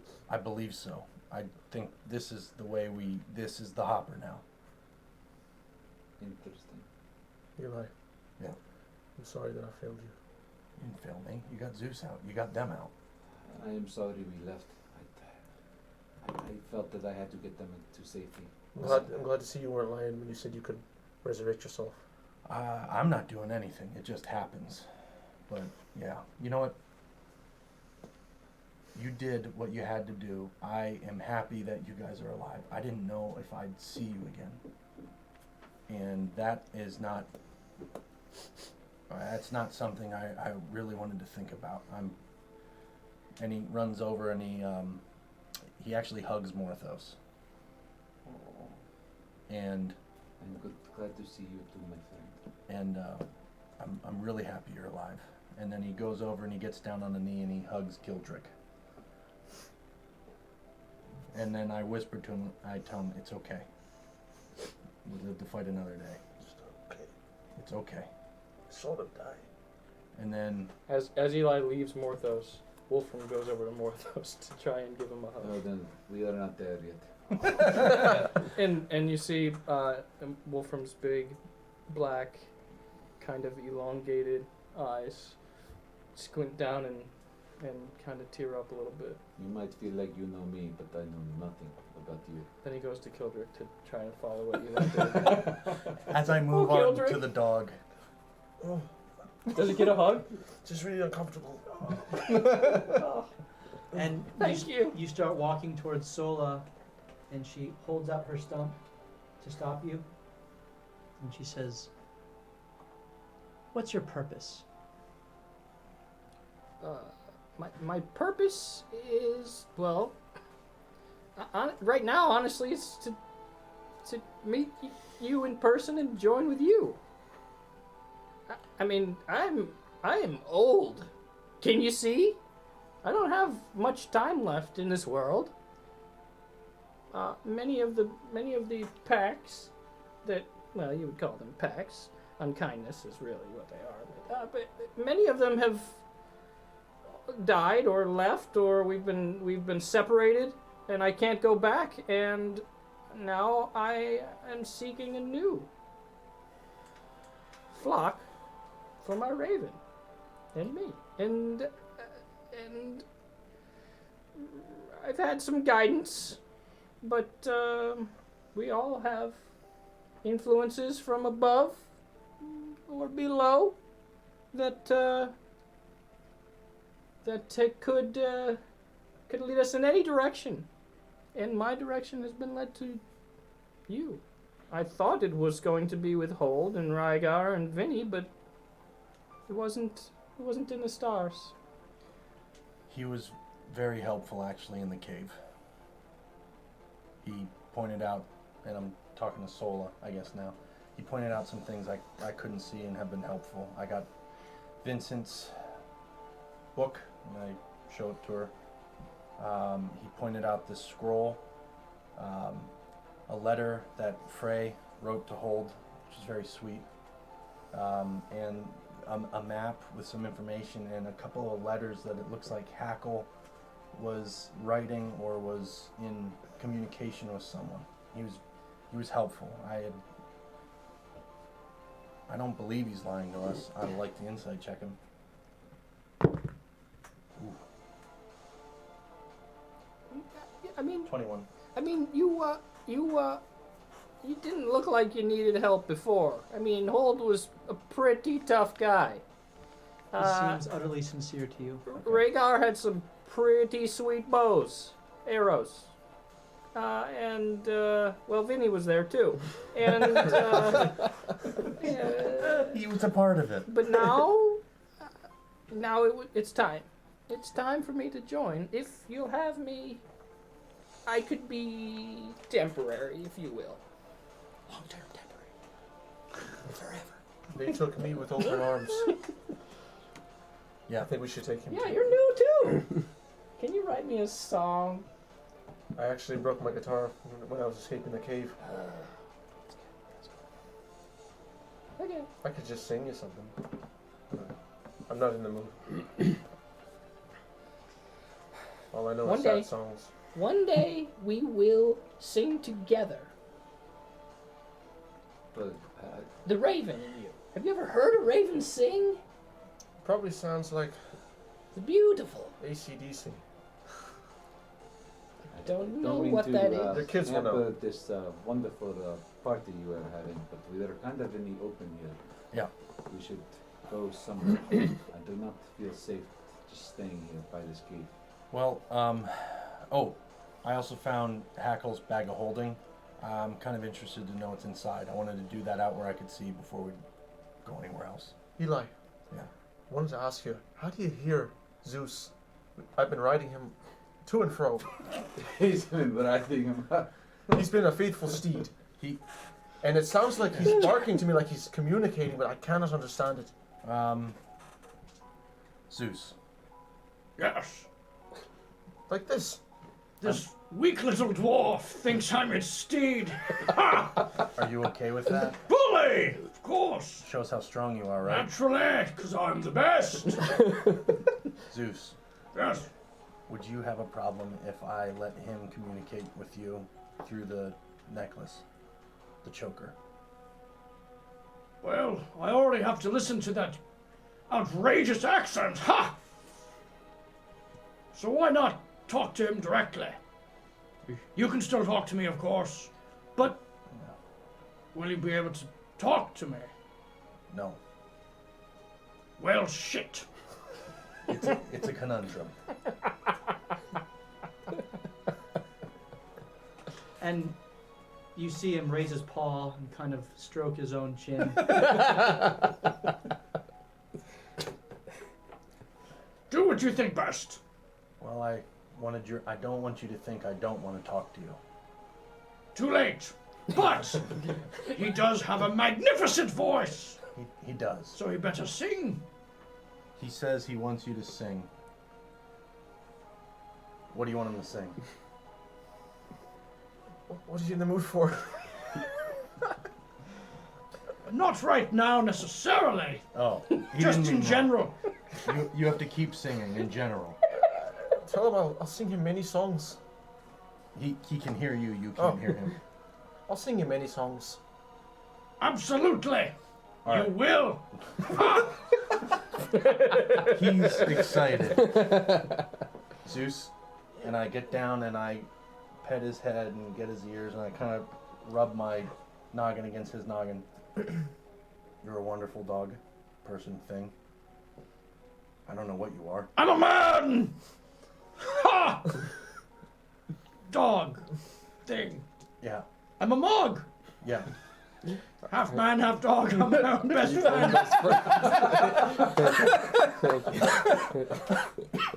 Yes. I think it's time for you to be Kildrick's Mog. Bully. Let's do it. All right. You can't be serious. You cannot hear what he's saying. I take off the necklace, give it to you. You have to attune to it. Are you attuned? I'm attuned. It takes an hour. You're not attuned. You kind of fiddle with it for a while, and he takes Zeus's choker necklace off of him, That's what I meant. and he gives it to you. And as the conversation unfolds, and we'll play that out, you hold it in your hand, and you feel yourself, your inner consciousness, your inner dialogue, that kind of internal thought process almost sync with the collar as you put it back onto Zeus's necklace. He looks up at you in the eyes, says,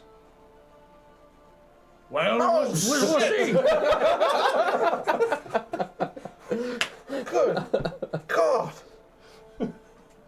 Well, it worked. He's beautiful. attuned. Whew. I'm pleasantly surprised. Say it with me now.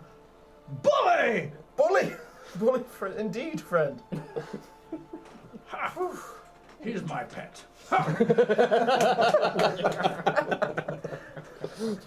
Oh. I like it. all right. You got 2 more advantages. Oh, thank you. Wonderful. I think that's 3 tonight. So now that that's done, Morthos, I'm with you. First I want to open this up, and we got to figure out where we're going. 100%. All right. I think we should continue north, though.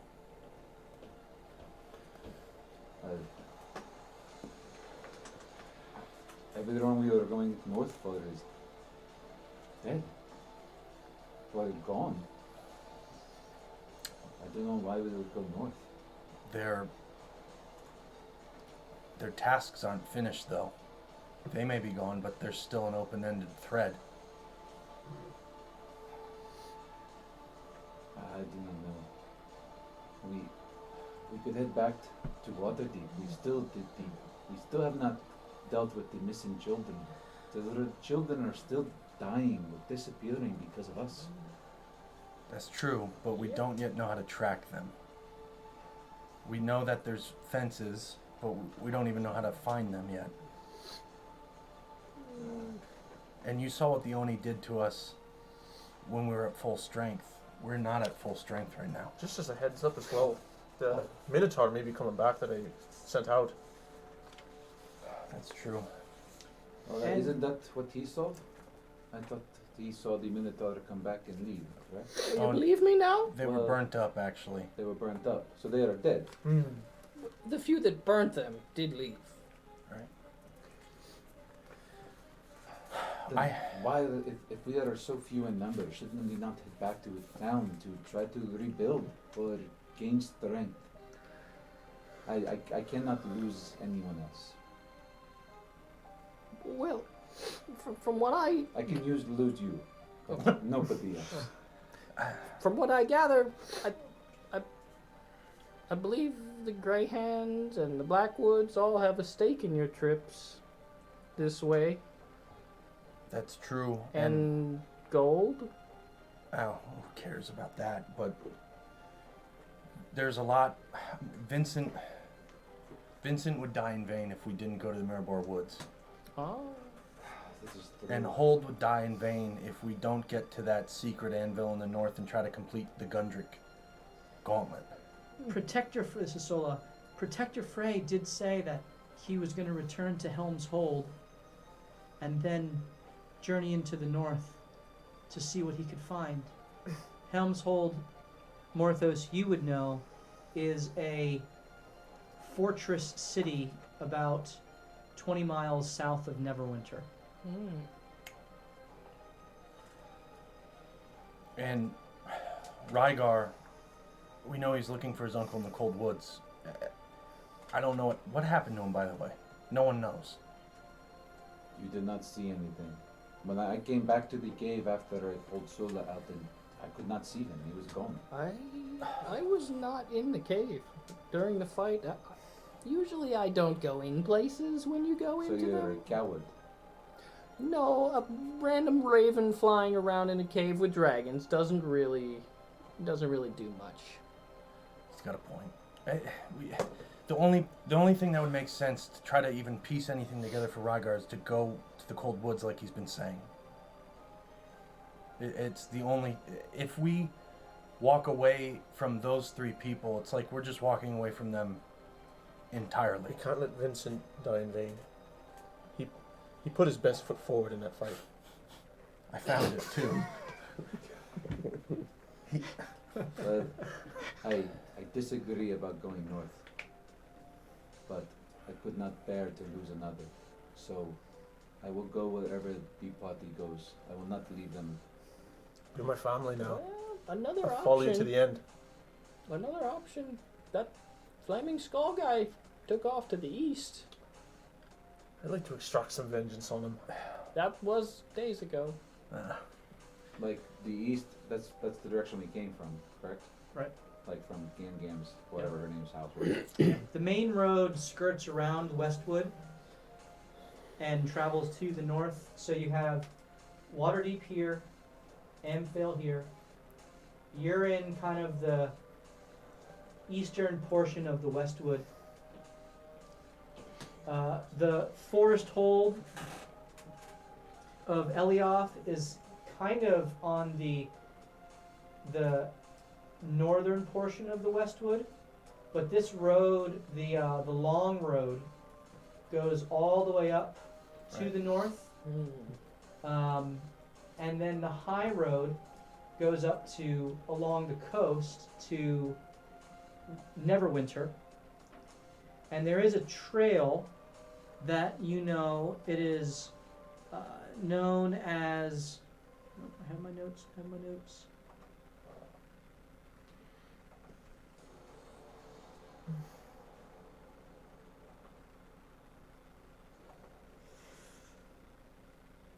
First time in 46 episodes there's been a note delay. I'm sorry. First time. I wrote it down, but It's now I actually can't. extremely impressive. Make it the East Road. No, there's a specific name for it. I don't want to find it. It goes east. Oh yeah, there it is. Oh, that's because she was. Yeah. Oh. The Keldell path, which Keldell. breaks off and goes around the north of the Westwood through the Sword Mountains and Cowbell path? picks up with the high road in between Thornhold and Neverwinter on the way to Lylon. Helmshold, by the way, is right here, just south of Neverwinter. Like I said, about 20 miles. Alright. So Keldell Path streaks through. The elves did tell you to be mindful of the orcs that were stationed near the Sword Mountains and the Keldell Path. So you said the cultist, the fire one, correct? Went to the east? Is that what you said? That is correct. I do not know about the rest of you, but I would much rather track that bastard down and kill him. I'm not running away anymore. And then I will go wherever you want to go. I think it would be good to get him and get some information before we kill him. I don't care about that. I just want his head to roll from his shoulders. His head will roll after he squeals. While we're doing that, I'm turning the bag inside out and shaking it. Kildrick, in your mind, I like when they're having their conversation and after you say, I won't run anymore, Zeus speaks up and he says, Yes, but you're so weak still. Physically. But I'm stronger with my voice. It's about time I started using it. You sing those sweet bars, little man. I'll sing his head off his shoulders. That's weird.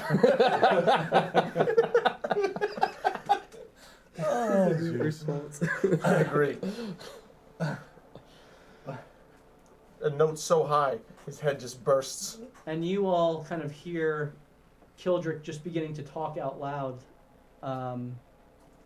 And you all kind of look over at him as he's having this conversation, seemingly with himself. And Zeus, whose head is kind of like leaned back. Are you I sure noticed not it. actually eye level? Yeah. I look back. Well, you never talked to your dog before. No, he's riding him, so he's kind of like. Wolfram turns to his raven and says, That guy's a weirdo. Alright, let's track this cultist. Alright. What fell out of the bag? Oh, that's As you right. turn the bag of holding inside and out, you see a plethora of flowers pour forth. Flowers. I didn't know Hackle was a flower picker. Well, wait, isn't that not what Gam wanted? Oh To yeah, make potions. the Nernroot and Blood Maybe Blossom. we should pay Gum Gum a visit then. Maybe You, we can you read their find names. several red tulip-looking plants with the head of the flower. I can't remember the correct biological term. The petals and everything are intact and in good shape, and you see several stringy, sinewy plants with the roots that have been carefully preserved, giving off a bit of a bluish greenish glow. And there's, as you pull them out, there's almost a ring that you hear when you're in their presence. Just a low, light hum. And then you see several other types of plants. They all look kind of aloe, like aloe tendrils from an aloe plant, all collected in this bag. Okay. Some of those look like, what Gam sent him out to get. What? We know that they make health potions. Why Maybe we don't? can try to fulfill what And she was going to fulfill. She is east, right? So we're kind of. She does make great pumpkin cookies. Oh yeah. I didn't have one. I snuck one. Oh, you devil, you. So yeah, we can track him going east. We can fulfill this, get a couple health potions out of it, and go kill this bastard. All right, I am in. All right. Let's go. Okay, so you begin making your way to the east. And as you make your way to the east, we're going to do our second giveaway tonight. Hey! And so, if you type in !Revengeance. I love it. !Revengeance. Good luck with that. And we're going to give away this super cool renegade warlock figure. That's awesome. That is, I think, is really cool. As well as this dwarf raider. Type in Revengeance, and we're going to give away these two figures. You can't misspell it if it's not actually a word. That's right. !Revengeance. And we will give away these Three two different figures right now. There's already 3 different spellings. And then Scooby-Doo will let you know in a couple of minutes who the winner is. So !Revengeance. And if you have friends, tell them to jump in and get in on this. And go ahead and watch us the rest of the way. We still have one more giveaway. New team name. And Revengeance. Revengeance. Let's do Are we it. going to change the That team is our name for name. season 2? That is great. It's better than Moniker. Half that party's dead. And we're on a quest for vengeance and revenge. Which are the Revengeance. same The thing. Revengeance. Perfect. The Our Revengers. new name. The Revengers? Settled. Yes. Oh, Avengers. that's so I like campy. it. I love it. Can you hurry up and get me into the party so I can not have that name? And so, Thanks for being here tonight. as you are making your way on the road to Gam's, Auntie Aluester, you're making your way forward, and the forest begins to change from the greenish, yellowish hues to the hues of autumn that begin to creep in, subtly at first, but stronger and stronger as you make your way closer to Gam's. And as you're getting on to about maybe 600, 700, 800 yards from where the wisps are going to begin to be attracted to you, you hear the deafening boom of thunder crack just beyond. And you hear a scream And it is just out of eyesight of most of you. Wolfram, however, need you to roll a perception check.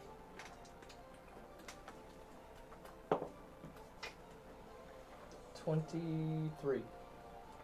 You look with your shifting eyes, and they kind of focus in as if in kind of an eagle's vision, kind of focusing in on the distance, and you see a raven's vision, and you see in the distance through the thicket of the forest what looks to be a giant. No. Half giant. No. A man? Yanni, would you care to describe yourself? Yeah, so in front of you stands 7 foot 10 feet or 10 inches of perfect physique, massive biceps, huge butt, huge Just picture Austin. butt, hair jet black, dark as a stormy night, violet, purple, gray skin. Someone who's wearing pants that look odd to most of you because they're bluish, almost like a thin casual wear. And on he has a black leather jacket, vest, and 2 war hammers that are enormous, bigger than the dwarf standing next to you. It's not hard to do. And he has some weird eye contraptions over his eyes, darkened. They look like they would block a very bright sun on a sunny day that he wears at all times. And as you see this figure scream out and the crack of thunder and lightning, you watch as his jet black hair, which is kind of swooped up almost in like an updo, straight back, you see that it begins to change color as streaks of white pierce through the blackness, as a swirling maelstrom of stormy energy begins to surround him as he swings his hammer at a troll, which has come out to attack him. A troll. With his hair, he's 8'2". Oh man. Wolfram says, "There are 2 monsters over there going at it. 2. But it looks like one is not like a monster that I've ever seen before. Does it look like it needs help? It's a troll fighting a big person." Why do we care? Let's sneak around. Oh. Oh, you guys were the good guys, like heroes. We are tracking. I want him. Okay. This could be someone we can help though as well. It's just a speed bump to getting that guy's head. Doesn't matter. Maybe. If I get to kill someone, that is all I care about. Well, let's go kill a troll. Well, maybe he saw the Dark Lady or the Skull Guy go by. It's a good point. Let's get in there. I need you all to roll initiative. Would you say that I'm already raging then? You are already raging. Had a joke lined Never roll well with initiative. I'll just say it anyways. Then my turn. Okay. As you go to rush off, there is a flash of light from your book Oh, okay. Ooh. as Solah's necklace glows blue, and See ya. she is whisked away. That never gets old. No, it does not. Could have used her. All right. So, 21 to 25. 24. 21.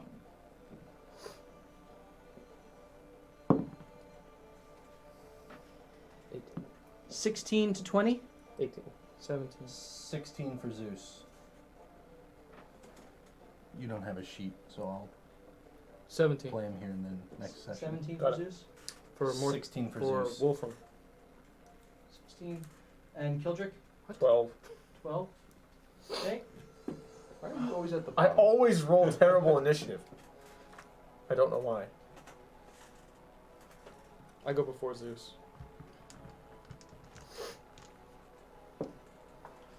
Eli, Yes, he's last. now that you've been pointed out, this giant, half giant, fighting a monster, you can barely see the commotion through the trees, and you can see that there's a slight trail through here Mm-hmm.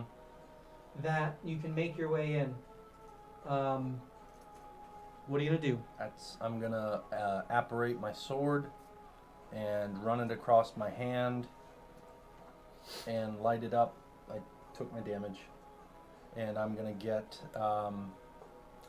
into a position where I can see clearly what's happening. Okay, so as you rush 30 feet forward, you come to the small trail that leads off of the main trail, Mm-hmm. and you can see clearly that there is a half giant with immaculate hair. Perfect.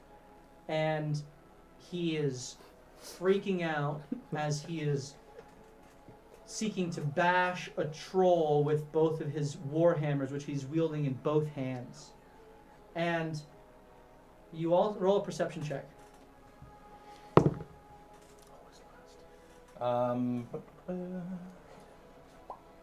Oh boy. 20, unnatural. You notice a weird trail of breadcrumbs on the ground between you. And you notice that he has two oversized canteens strapped to his side. One of them is clear, and one of them is like leather bound. Okay. And it looks like there is water in the clear one. And as he is going to swing, you see hiding just out of view another troll that looks like it's about to flank him. And you know that this is a lot of trouble. Yep.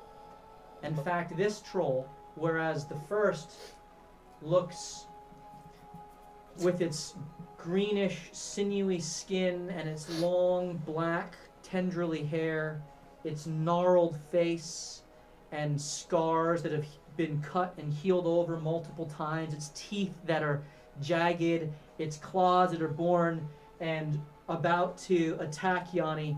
This other troll, which is biding its time, waiting for Yanni to engage with the first, is covered in pustules of oozing green ichor.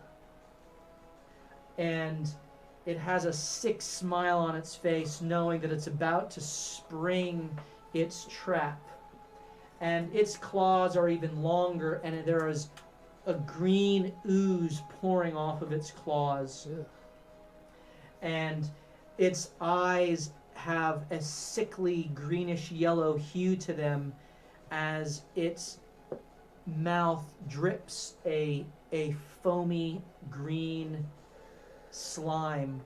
And this thing looks thoroughly infused with poison all the way through. And so with this view before you, having moved your full 30 feet to get into range, what do you wish to do with the rest of your action? Do I speak troll, whatever language they speak?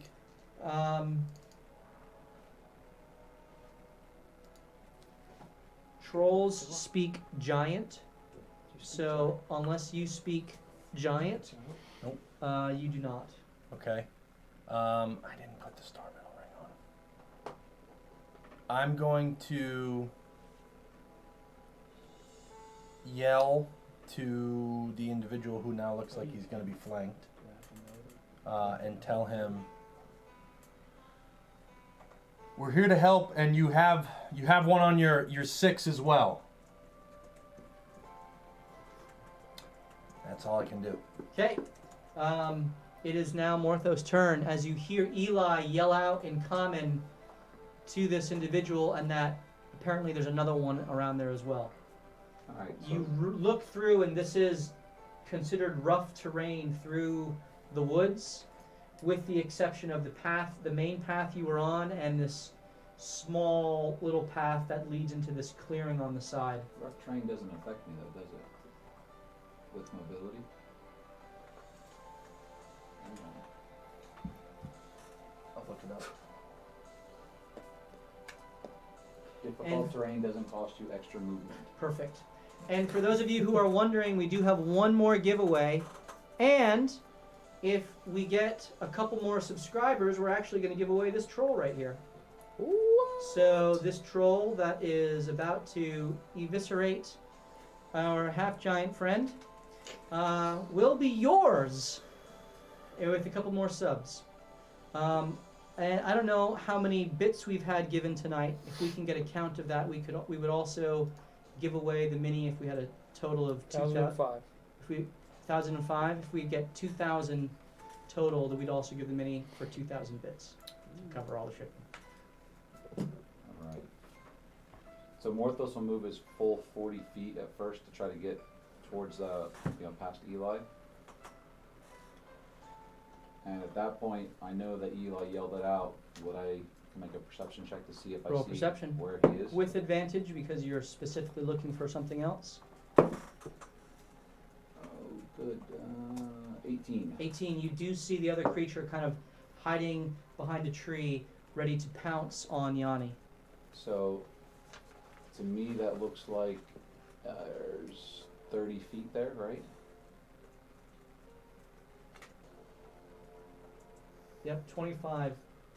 If So, you go straight at it. If I use a bonus action dash, can I do that in stealth? Hide through the trees? Or is that? You haven't been stealth up to this point. So we can say if you go stealthy, that just you go a little slower because you're not technically going. You weren't hiding at first, Right. and you haven't been moving stealthy. Okay. So in order to now go stealth, you would have to kind of establish yourself hidden and then proceed forward. Yeah! Well, we got the... Well, we're gonna give away the troll as well tonight. 2 disadvantages So- for you. Alright, so Really? Is Yep. that what Yep. they're doing? That's what he did. Thanks, Veneration Greco. You're the winner! then he's going to move up. He's going to go into stealth. Okay. And he will move 20 feet closer to him. Roll your stealth. 24. Okay, so you creep up around behind him, and you're not sure if he sees you or not. That was how many feet of movement, or how much do I have left at that point? So You said that's you it? move stealthy. That's half of your movement Okay. to get there. Alright, and then he will fire a crossbow bolt. Okay. Roll your attack. I'm assuming you're attacking him. Yep, the one that's hidden. Very good. Roll your attack. 23. 23 hits. Roll your damage. With sneak attack, I'm not hidden. You are hidden. Oh, roll again, you have advantage. Oh, that's true. See if you Sneak crit. Crit. Oh, All right. And so you creep up behind him and you quietly load your hand crossbow. You take careful aim and you pierce through one of the giant pustules on his neck into the base of his spine, and he lets out a scream. As that happens, the pustule explodes. That's gross. And a gout of poison sprays in your direction, since that is the trajectory from which the poison spray came, and I need you to make a Constitution save as the poison backsplashes all over you. I crit it again. What? What? Double crit? That's awesome. And so as you are able to resist the poison effect that goes out over you, you take 9 poison damage as it sinks into your flesh. And But he's immediately going to get Hellish Rebuke. and so you use Hellish Rebuke. Oh, by the way, it was 27 for the 27. crossbow. Okay. Then I make a dex The save. dex save. Natural 20 for me. Ha! Tit for tat, brother. Oh, that's right. I rolled 20, so So I take 10. 10. And And well, I'm sorry. What was the damage I took? 8, you said? 9. 9. And so as you, in anger, recoil from the poison, you reach out with your left hand, and flame emerges from the forest floor as radiant energy meets it in the middle, singeing and burning this creature. Its flesh actually catches fire from the flames, and you can see that its body is not liking this fire at all. It is now Yanni's turn. As you hear to your side a squeal, and you look and you see another troll waiting to attack you, even as this other one is ready to slash out at you. Yeah, so you see Yanni go, "Well, Momo's not stupid, you don't say that." And as lightning is surrounding his hammers, he takes two hits on the... All right, awesome. So go ahead and roll your attacks. Did we all hear that? I want to roll perception. Oh yeah, I heard that. Yeah. What did you roll? It's gonna be 23. Yeah, you are aware that he was not pleased by whatever this troll said about his mom. So the troll. Actually, time out. Did you say that in giant or common? I would have said it in giant. Okay, so you Yeah, heard you him heard say nothing. something. 23 and 11. 23, the 23 hits. Hey, we got a sub. Awesome. Warhog. Thank you. Warhog. Warthog. Warhog! I hope that's a Halo reference. It's not. It's Warhog. Oh, I made it a Halo reference. okay. So it's 12 damage. 12 damage? Yeah. And so as your hammer crushes this thing's jaw, sending one of its teeth flying, you follow it up with your second hammer hit, and it kind of ducks out of the way. In your rage, you just go swing past it, I forgot. and you pull back with your hammers, ready to attack it a second time, as you see it kind of rub its jaw for a second, and you watch as its body begins to kind of repair itself. That was actually 14, because I'm raging. So Oh. damage, 14 damage. 14 damage, Yeah, very good. yeah. So 2 extra damage then. All right, and you have 1 attack, 2 attack, And I come back on mine with the and you come offhand. with your offhand attack. Go Yeah. ahead and roll your attack. Oh yeah. 25. 25 hits, and so you crush it with your first swing over its head, and then as it spits its tooth and smiles at you, you come back with the butt of your hammer and crack it again across the side of the face, It's 5. doing 5 more damage to it. Are you staying still, or what are you doing in terms of movement? I'm in his threatened range, right? So Yeah, he's technically right next to you. Yeah. yeah, I would back up.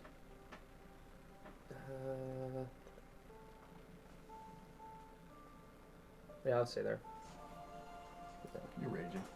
All right, excellent. So as Yanni takes his turn, Wolfram, you are up. The raven on the shoulder is going to be searching the flank of the woods behind us, and Wolfram will move up towards about right behind Eli. So the raven flies. Nope, on my shoulder is looking behind me. Oh, looking behind you. Very good. Yeah, Watching R6. and then I'll make a perception check to see if I can see And it looks like nothing has attacked what I saw in the first place, and so I look to see if there's anything else our comrades are attacking. Okay, roll perception. Oh, 25. 25. Kind of orders in this one. Yeah. As the raven looks behind you, and you it kind of grabs, kind of pinches your shoulder, and you kind of turn as it directs your attention to an opening behind you, and there's another troll Oh. that seems to be waiting behind you all. Do we all see it? That's a big one. No. This one is larger than the rest, and seems to be watching to see what's going to happen. Wolfram says, we are surrounded, and he will move to a point past Eli where he can still see the troll up at the top. Okay, so you've used 25 feet of movement. Already? Okay. Yeah, so you have 5 feet of movement left. Yes. Then I will, yep, I'll stand next to Eli. and get- Okay, very good. And then I will, Wolfram is going to pick up his quarterstaff and yell some raven sounding caw out of his mouth. He's going to go, ah! And there will be a rather large-sized, kind of ethereal weapon, a long sword with the claw of a raven on the hilt, that appears next to that troll, and it will take a slash at its right underneath its right armpit. Okay, so as the ethereal claw emerges and apparates in a kind of flash of purplish, blackish mist, it goes and swipes at the troll and roll your attack. 19. Claws it down its back. Go ahead and roll your damage. Oh yeah, I gotta do that. And it is only 1d8 right now. Alright. That is 10. 10 damage, very 10 good. damage. And as And what type of damage is that? force. Force damage. very And good. as his quarterstaff goes down, his other hand will come up and just black blasts will two blasts will shoot out right at Okay, it is in half cover Okay. from you, but Okay. go ahead and roll your attack. Rygar would have been able to shoot around that. Right in the eyeballs. 27. For both of them? Oh, just one. First attack, yep. And 20. Both hit. Yes. And so as the claw scratches along and carves up its back, you release 2 eldritch blasts of energy that impact on his chest, blowing bits of its flesh into the surrounding forest as you do how much damage? 16. 16 total damage to it. All right. Force. And it is now Zeus's turn. You got the sheet. Yeah. I don't really know that yet. Yep. So, Zeus heard Wolfram say that we're surrounded. Yeah. Zeus will get into a defensive position facing where Wolfram has been shooting, Okay. and kind of position himself in between Wolfram and not me, Wolfram and Kildrick. Like, yeah, somewhere around there. Okay, very good. So he is, I presume, holding an action if you are to come close. Yep. Very good. And as the strangeness of this situation overtakes you, change songs. and it is now Kildrick's turn. Does Kildrick, did his blasts get him out of half cover? Can I see him? He's still hidden behind cover, but you are aware there is an enemy back there. Okay. So Kildrick's gonna move up with his friends, close to them. Okay. Use all his. I have 25 feet of movement speed, so Yep. get up right up there. You have 5 feet of movement still. Okay. I'll just move 5 feet more to the left then. Can he see those trolls that the barbarian's fighting? Roll Yanni's perception. fighting.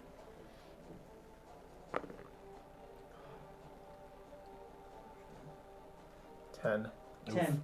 You hear more than see battle going on to your southwest, and you know that there's something directly to your north. I don't know what else I can really do if I can't see anything.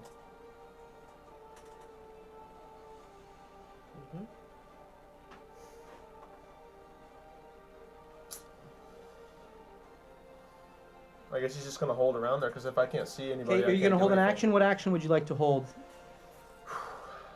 If you see someone, The rage is just building up in him, and you can see this guy. I can see him. You can just barely see him. Okay. You don't see any of these guys, so you could I could try to do attack a him. spell Okay. since you see So him. I see him, and I just feel this rage in me. I'm sick and tired of my friends getting attacked. And he attempts to just shatter this thing. Okay. I need to roll a spell save. That is a 12. Okay. Which fails. So you roll your full damage. So it's 3d8.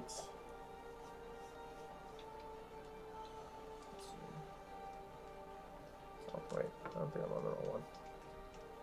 3d8's right, yeah. Ah. What is that? 6, 7, and 8. Wow. 21? 21. 21 damage. Yeah. Not bad. Sweet. It's the first good roll of the entire series, Did actually. you also knock down some trees? And as you hear a thunderous that is just shattering the forest around this creature, it tries to cover its ears, lets out a scream as it's clearly been found, clearly been seen, and it is oozing blood out of its ears, out of its nose, as it's been blasted and clawed at. You see its body begin to close up, and it heals.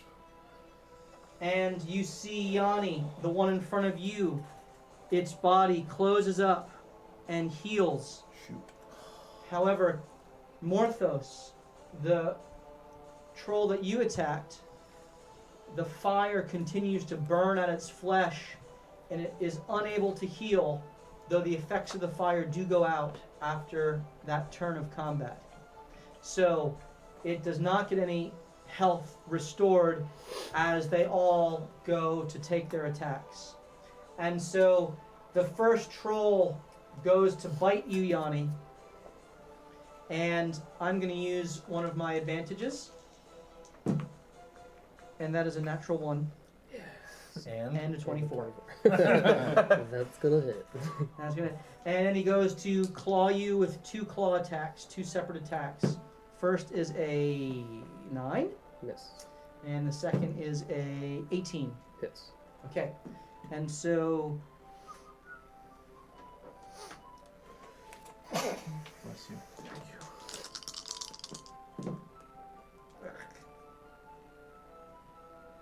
you take 13 slashing damage, Half. halved down to 6. All right. Morthos, the one that you found, turns to you, Where's it? and you see the green slime dripping from its claws and mouth, and it goes to bite you. I am also using an advantage. This is my second advantage. Not 2 natural 20s. Oh my. I think it's like a double negative. They cancel out, and it's a 1. And it's one. Okay. To right, to the left. So that one's gonna hurt. he's talking to you? I might be down. Oh, no. Oh, great. All of that talk about I don't losing get to people. stay in stealth with my 24? No, because you came out of stealth after you attacked him. And then you can't use a bonus action to go back into stealth. Oh, boy. So, Uncanny dodge. and then the next two attacks, Hellish there's Rebuke. another claw is 18, That meets. and then another claw, that's 11. No. Okay. So, He's got 2 disadvantages, so we know. Yeah. Would have been nice to use on that last one. alright, so he hits you. With a lot of dice. Oh my gosh. All the They're all dice. D2s. T2s. Oh, more.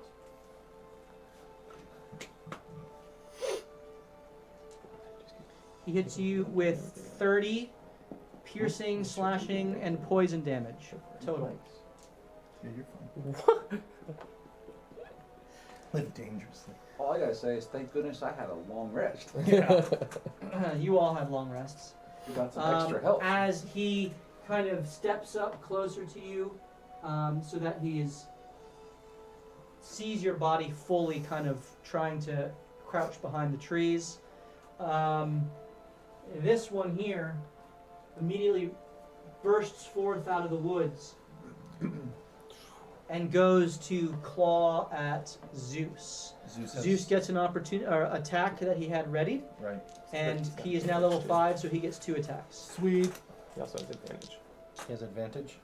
One of them. He doesn't. Well, he has one given to him.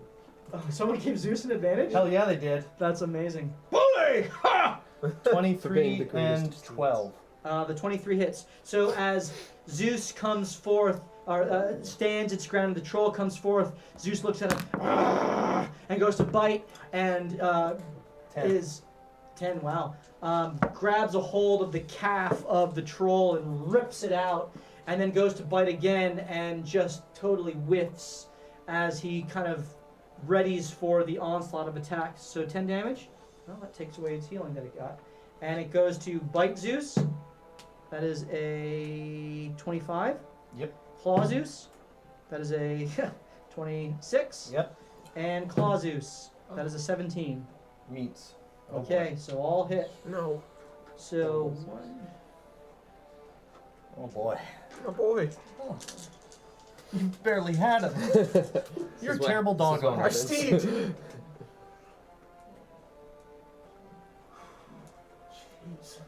there's 31 points of slashing, piercing, and damage to it. Good boy. night. Good night, like he went No, down? Or? that hurts. Okay. Hurts a lot. And it is now Eli's turn. Well, gonna get me in a flanking position on that big guy. There is rough terrain behind it. Then I'm gonna get into not rough terrain and stab him in the face. Okay. So you turn and see and run up behind it. Go ahead and roll your attack with your Radiant Blade. 16? 16 hits. And your second attack? 13. 13 does not hit. Okay. So as you rush up, you step into the forest and you kind of trip a bit and swing off balance with your first attack and swing wide. Gathering yourself, you backhand your swing and you carve a wound across its rib cage, doing how much damage? 12. 12 damage. Very good. Radiant. And it lets out a roar of pain as it turns to you, baring its fangs in anger as you see its body beginning to close itself up. My goodness. Morthos, you are up. So Morthos, now being enraged, takes out his Ogre Mage sword. Yep. And as he goes to swing for the jugular, you'll see a green flame emerge from the tip Okay. of the sword. Okay. And I'm going to use my advantage. Okay. Roll your attack with advantage. That would be a 24 24 hits. Roll your damage. with sneak attack. I have advantage. So Facts. basically, you're buying. Come on! Book says if I have advantage on my attack roll. Fact. Ooh. It's a fact. I don't, And I you don't- have like I don't- 7 inspirations. See how he rolls this. All right, roll your sneak attack. All right. Woo! I'm gonna Gonna make make more advantage for sense. more of those 200 bits Yeah, a now. little bit more. All right. I don't know how I feel So about that. Flame blade. the green flame damage is 7, and then it would be 12, Wow. 14, 16 plus 36. Yep. So 24 magical damage on top of it. Okay. And doesn't do a as lot, you plunge your dagger into its chest, as it turns to you, the fire erupts through its body, singeing it. It looks down, and its body is trying to heal but cannot. The flames keeping it at bay. I need you to roll a Constitution save as the blood and the pustules burst and pour out over you. How about a 1? Oh no. Oh no. As you take 14 poison damage. Are you kidding? You're down. I go down. Oh. Funk. Yanni better save you. And the poison now covers your body, and it just looks down at you.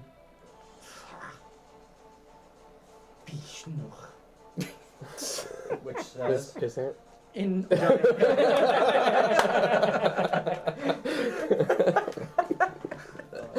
Oh. I like it. All I right. knew that. It's a big giant. You giant. Right there. hey, that's not very nice. Yanni, you are up. So you see Yanni take like half a second, and he's staring hard at the giant in front of him, and he goes, "Oh, you're a stupid cloud giant. I hate you." And then he activates his storm aura. Okay. So he's within 10 feet. So he has to Yeah. make a dex save. Okay.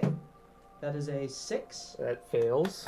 And so as he is being mocked, Yanni, you are mocking him, the cackling of lightning and the maelstrom surrounding you lashes out and zaps him in the chest for 1 lightning damage. Very good. As you make your attack.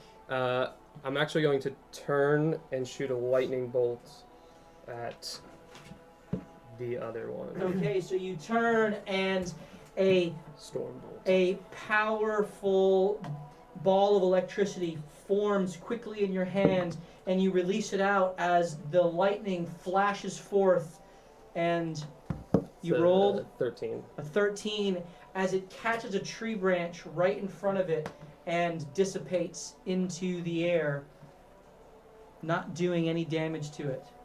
Wolfram, you are up. Wolfram will run to basically to the tree that is parallel to Eli's row, just 30 feet away from him, from me. Where are you going here? That's, well, further away than that, but yes. Here? Yeah, whatever's 30 feet against the trees. Okay, so you rush ahead along the north edge of the path, about 30 feet in a diagonal line to the northwest.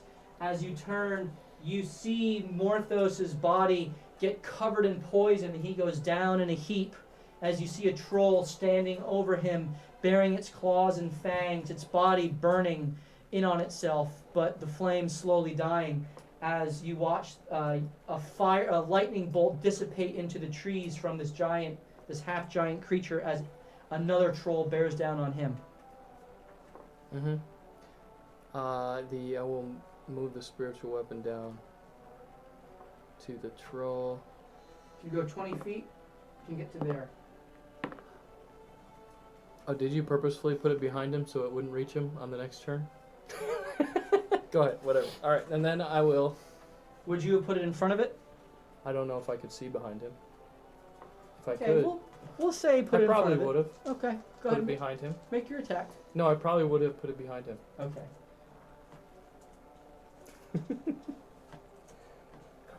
I was just regretting that. Okay, and then I will. Okay, did I see the wounds that I caused heal on this troll? Given your passive perception, you would be aware that this troll had its wounds heal. All right. Then I will point my quarterstaff at him and growl like, and there will be a skull that comes out of my quarterstaff, a purple-black skull that will do something. Yeah, I'll make it a skull. And it will head towards him. 18. 18 hits. Yeah. And as it hits, it splashes dark and cold chill magic on him, and a chill touch hits him. Yep. And knowing that it's 8 damage, Okay, very necrotic damage, and he cannot heal on his until the start of my next turn. good. Okay, and so it's And it's on him. the bite him. claw grabs against his throat as you see small lines of frost begin to form around his throat, and 9 damage. Sorry, it's 2d8 now. okay, and he is for a moment he's choked, and he tries to bat it away. His hands go through the spectral skull bone hand, and as his body is seeking to mend itself, you see it instantly stop. And it is now Zeus's turn. Zeus is going to get into flanking with Eli, staying in the threatened range. And he's going to bite. He's going to try to rip its arm off. Okay. Roll your attacks. 19 plus a 19 lot, hits. and then I'll roll his second attack as well. Yep. With advantage, right? Yep. 18 plus stuff. They both hit. Make sure to take the higher. Yep. So 2 and 3. That's 5 plus 2 attacks. You rolled 2 ones. Plus 5. 10. 10 damage again. Okay. And as you go to rip its arm off, you grab a chunk of its forearm that comes out in your fangs, and you go to bite again, and you don't get nearly as much. But with both of them, you rip at the forearms, but the arm is still on its body. As Kildrick, you are now up. Okay. Seeing Morthos get knocked down, Kildrick is just enraged. Not again! I can't lose another one! And he attempts to heal him. Okay. Got 60 feet of range. Yep, you're within 60 feet. Yeah. So you're going to 1d4 plus do your 5. healing word Yeah. and sing to him. 6. 6. Just want to get him on his feet again. I didn't hear a song. Yeah. Sorry. Sing me a song. Bard. Oh man. What? He's not always singing. He's just so enraged. He's shouting, Okay. "On your feet!" Okay. All right. And as the cry, And as a bonus action, I want to use my bardic inspiration for cutting word. okay, you do that as a reaction when you see Okay. someone attacking, and then you roll your bardic inspiration die, and it's subtracted from their attack. Oh, okay. So you can do that So on their turn. I can do it on their turns. Okay. I didn't Yep. know that. Right. Or you can inspire someone now and give them an inspiration to use on their turn. Okay. I'm also going to inspire Morthos. Okay, so you inspire Morthos, Yep. and he's yelling, "On your feet! Take him out!" And you have a bardic inspiration die Do it for hold. and 6 points of healing. As the enemies now go to move. First, the troll takes its 3 attacks on Yanni. Yeah, it does. The bite is a 21. Hits. The first claw is a 9. Miss. Second claw is a 15. Miss. And so as the bite jabs down on you, you take 10 points of piercing damage, halved to 5.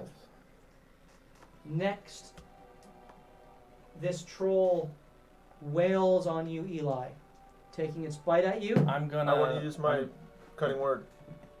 Okay? You only get one of those per reaction, per Or should I round. save it for Zeus? I'm also going to mutual suffering this guy. Okay. Yeah. You can do that as a reaction? Yes. I think you have to cast that as a bonus action. We'll find out. So you can't do mutual suffering. Yeah, but Zeus is pretty hurt. You can't do mutual suffering and Curse of the Eyeless. It's one or the other. Doesn't matter. I rolled a natural 1 on the bite. I'm gonna roll my. You're right. It's bonus action. All right, he's I'm gonna falling roll on my his critical face. miss. Come on. Fall and breaks all his teeth out. Rolling attack against Zeus. His claws break. That is a 13. Against Zeus. It hits an unintended enemy, Oh, it missed. so he misses. And he goes with his first claw. That is an 18. No. Second claw.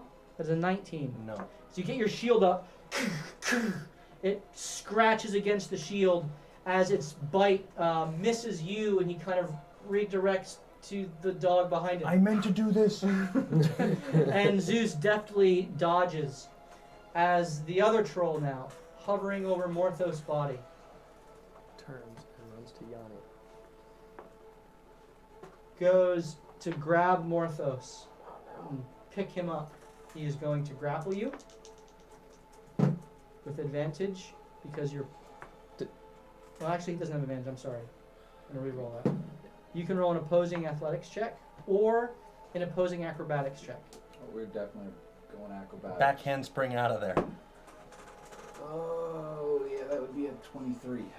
As he goes to grab you, you move your leg out of the way and go to do like one of those kick flips where you land to your feet, almost like a break dancing kind of twirl your legs around in air and go to do a hop front. So I land on my feet. As you do that, he goes to attack you, and he rolls a 16. 16 does not hit. And he rolls one more attack against you with advantage because you're prone. And this is a 22. Sure, we'll uncanny dodge it. Can I uncanny dodge it? You can. So this is a claw. Doesn't matter, I'm probably going down anyway. You take 11 Half. slashing and poison damage, halved down to 5. Oh, you got 1 point. With one. He's alive!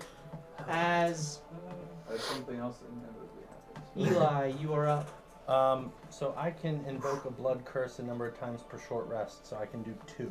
Yep. Were you saying I could only do one of the types? Well, because on your turn you only have one bonus action. Correct. Okay. So mutual suffering. I was just making sure I understood where you. Yeah. So mutual suffering is bonus action, and The other's Curse a of the Isles reaction. is a reaction. So yeah. So I could technically do one of each. Correct, Just not but you would in have to do order. mutual suffering on your turn. Understood.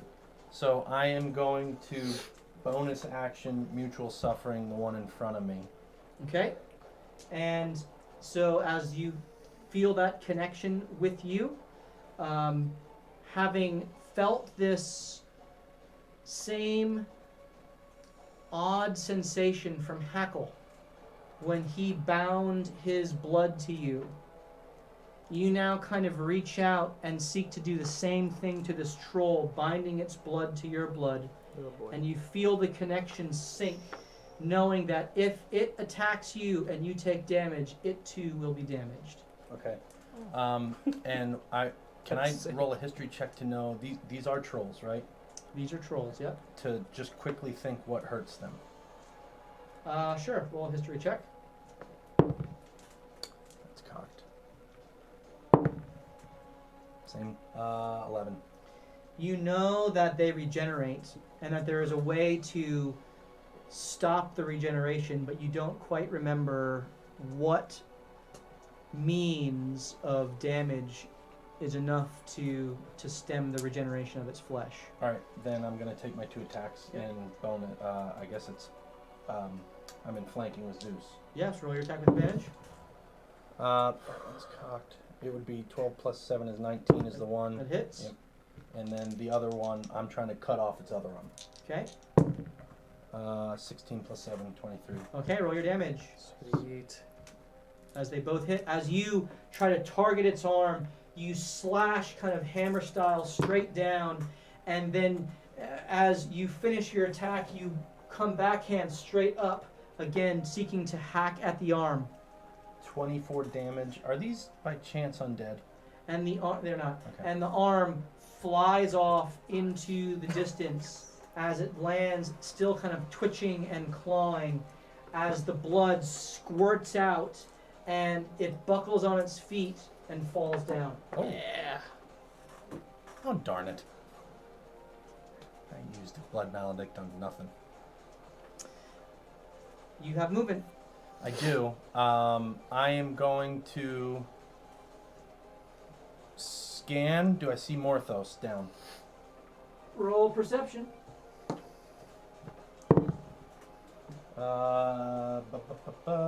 17. You do. You see Morthos kind of rustling around in the leaves as the troll is clawing at him on the ground. Okay, I'm gonna run towards him with my 30 feet. And while doing that, Wolfram, aim at the one over Morthos. Okay. It is now Morthos' turn. Stand up. Stand up. I will bonus action disengage, Bonus action disengage. and I will use my 15 feet to go backwards. I'm Eli, yeah. And let's try, we'll cast Ice Knife. Okay. So go ahead and cast Ice Knife. Crit. Woo-hoo-hoo-hoo! And so you conjure a blade of ice, an icicle with jagged edges all around, and it flies forth, impaling it directly in the chest as it explodes and 1,000 icy shards cut through its body, its flesh falling to the ground as the pustules explode all around. Eli, I need you to make a Constitution save as the poison flies forth in your direction. That far? 15 feet. Oh, my You're out of goodness. range, but he is not. I was not thinking it was going to be that far. Good thing you rolled. Unnatural 20. Okay, that passes. But you take 19 poison damage, wow. halved down to 9. Is it regenerating? So yeah, I would say it is 15 ice damage. 15 and then- ice damage. Okay. I don't remember if we talked about this last time. Does he actually have to make the dex save as well? Because it explodes? Because he's within 5 feet of He what it does need to make the dex save. And I rolled a 9. He is, fails. which he fails, which means he takes another. Oh, I gotta roll. 2d6. And they are doubled because you crit. 11, 14. Wow. 14. Jeez, that was a Okay. huge attack. And its body is just dripping with blood and the poison pustules which have been broken all over itself. And it is now Yanni's turn. So I use my storm aura again. Just Okay. on the so it's That is an 18, so he passes. passes. So half damage. 1. Nice. And then I will use advantage, look at the one that's pussing and say, "Who's mama's dumb now?" And then shoot at it. It's a 21. 21 hits. Be good. As your lightning bolt again gathers in your hand and flashes forth, Oh, that's a 12. crushing it in the back. 10. These ones. As the poison Ooh. bursts forth out over you, I need you to make a Constitution save. Alright. You should be good at that. What's that? 14. No. 14. Con save. Oh, sorry. 17. That passes. So you have 28 damage, halved down to 14. And then half he again? took 20. He's not a not bear raging. totem. Oh, he took 19 damage. 19 damage. Yeah, lightning damage. Ooh. As his body crumples into Was a it heap 18? No, you're right. No, what did I take? from the lightning bolt as the poison blasts out towards you Oh. and it blows through his entire midsection. 14 He thought. grabs his innards and kind of just slumps down. Yes. 14. It is now Wolfram's turn.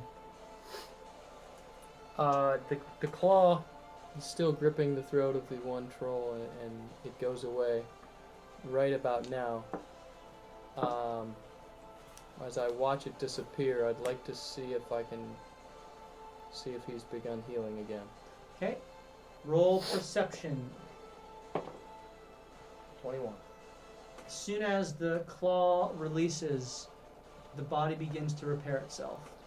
I move the spiritual weapon down, and I will use it to make the bonus action attack. Okay, roll your attack with advantage. 16. You smash the claw into its chest, raking its innards out further Nice. as its then- body continues to mend. And then I will chill touch. Again, a claw comes out of my staff, right for its neck. This one here? That's roll, right. Roll your attack with advantage. 24. As the claw grabs around its throat and you see its body stop. This thing's not dead yet. Zeus is up. Zeus is gonna try to bite its head off. Okay. Roll your attack with advantage. That should be a 19. It hits. Roll your second attack. Auto crit? Crit. All right. Roll your damage up. This is the first one, because I can't do math. 9 on the first one. 9. And then it's 4 of these? It is. Or 6 of these for the crit. It's 3 of them, So and you take the higher 2.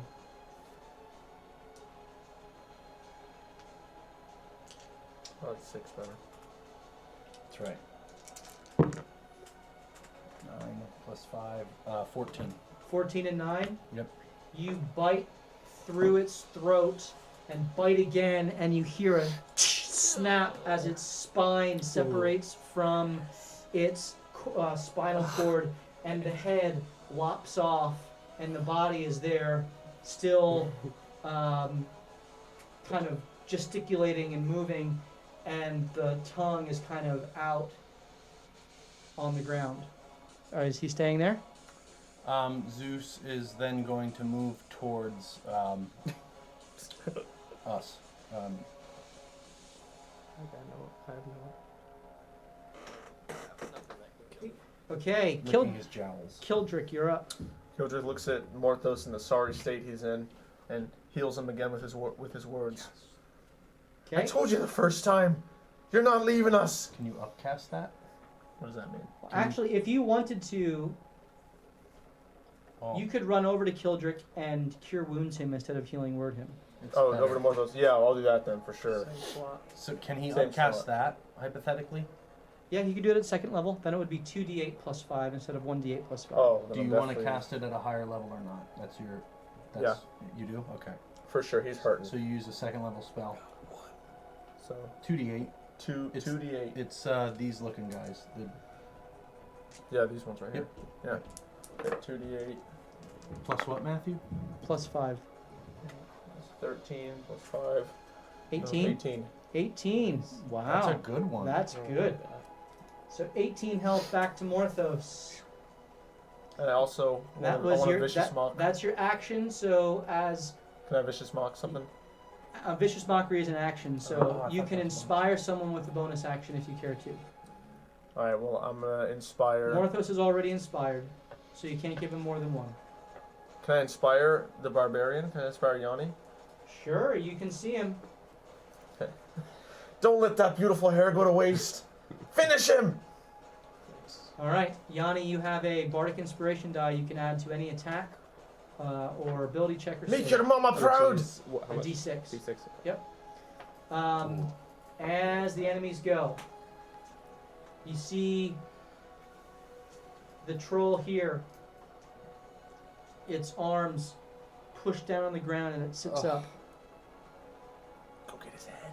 Throw As its body still badly slashed and beaten, its innards form up just enough where Yanni had blasted it out.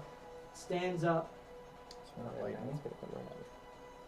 and moves forward directly in line with you, Eli, and goes to I'm gonna blind it. blind it. Are you amplifying? Yes. Okay, roll your damage. 1. Finally worked out for me. Okay, so I roll these 3 attacks with disadvantage.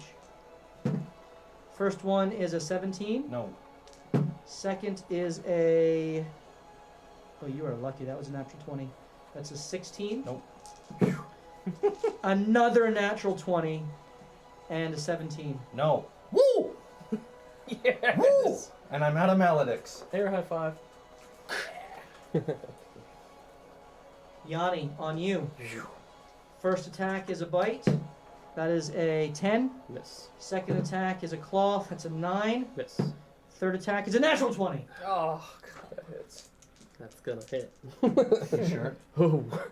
It'll get me. That's 12 slashing damage to you, halved down to 6. Not bad. Man. Tough it out, bro. As this one's body stands up. No. Oh, no, I'm sorry, it does not. It's frozen. It does not. The claws on its neck. Somebody. Don't you have Claws on its neck. another rage? A different So type of he is That's the down. swarm arrow. That's what And we it use is in now seconds. Eli's turn. Alright. Eli's starting to think that fire or ice damage does more than his radiant. Eli would certainly know that the radiant damage is not having an effect in impeding. Why would he think fire and ice does anything else? So he wouldn't think the fire because he didn't see Morthos attack that. So that's me metagaming. But the ice he did see attack. He did. And He's it- also he seen saw it regenerate after his attack with ice. but he's also seen the cold touch on the headless one. Yeah, it wasn't really Yes. ice. Yep. Is that not ice? Technically it's necrotic. No. I'm gonna run away. I'm not.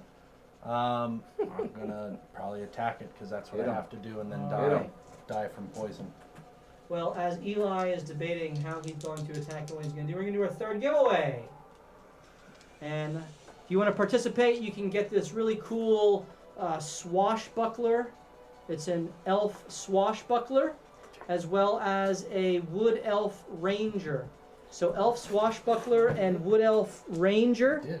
You type in exclamation point pissant. Exclamation point pissant. One S How do or you two? spell that? 2 S's, all one word. Croissant. Pissant. It's kind of like a croissant. A-U-N-T. Yes.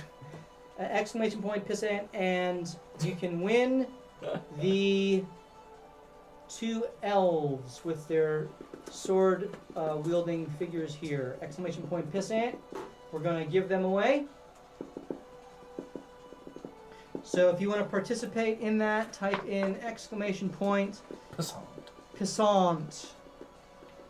So please do that, and we will get you the opportunity to win these cool little figs here. Eli, what are you doing? I'm gonna try to chop off its leg at the kneecap to Okay. hinder its movement. Okay, roll your attack. One hits. It was a 21. The other is an 11. Okay, roll your damage. Ooh. Plus.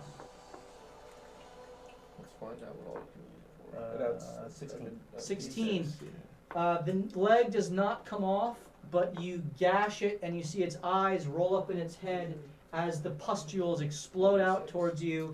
I need Eli, Morthos, and Kildrick all to make Constitution saves. I'm using an advantage on my save. Does your blade do fire damage at all? Didn't I do that? No, Yeah. I didn't choose that one. What What'd you what say? kind? Constitution? Constitution. 18. 18, Oh, 19. 15. 15 fails. Oh, Those 2 succeed. That's terrible. I'm the weakest. I still might not make it. That's 19 poison damage to Oh. you, Kildrick, and That is 9 to each of you Hellish rebuke. as Yes. the flame erupts from the ground. Smart. You cook its body, and it begins to burn and burns in on itself as it dissolves Praise into the Lord. the Good play, forest. Good play. Good play. Praise the Lord. And that's the next Oh. mini we're going to give away. Why did I use my cutting word Eli, to did save you myself? shout what you saw happen when the fire hit it? I will on my turn. It is your turn. No, I just went and just finished his attacked turn. its kneecap. And he died, and pustules exploded, and that's when Hellish Rebuke happened. You only got one of those left. Still your turn, tell me! Okay. Is it my turn still? You still have movement left. Can I yell something? Sure. Fire damage kills them. Morthos, you are up. So, hearing Eli say What? that, I don't have anything that can make fire. I'm going to Great. turn around to the fallen one Your torches. that is laying down there. Okay. Oh, so good.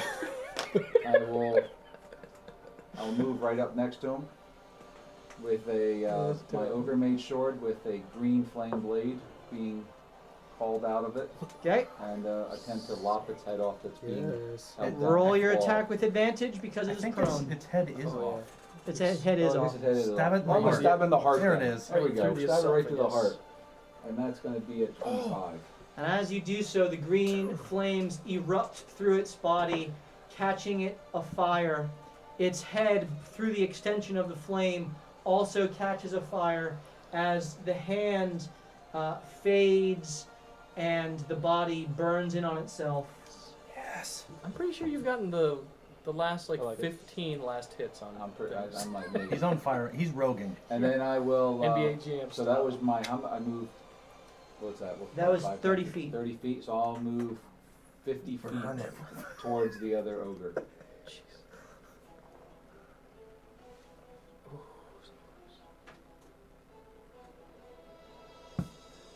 Sure. I do. And that's it. I can't do anything. Okay, so you run up to Yanni, and you're in the midst of this Don't burn the swirling forest. maelstrom storm Can't be able to with put it cackling lightning and electricity around you. And Yanni kind of sees you coming, and how you doing, brother? And kind of turns back to the troll as it is his turn. So bonus action, Storm Aura.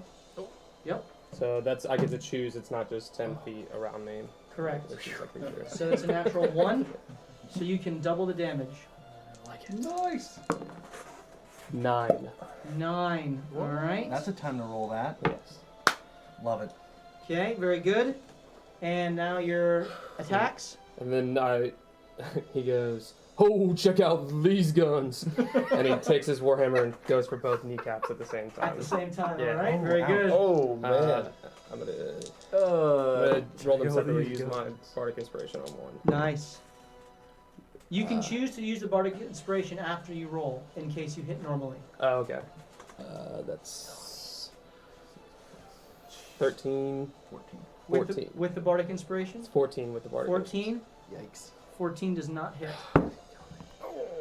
Smashed your hammers together. As Oh, it moves its leg out of the way, and you miss with the first, And 9. and then you miss with the second.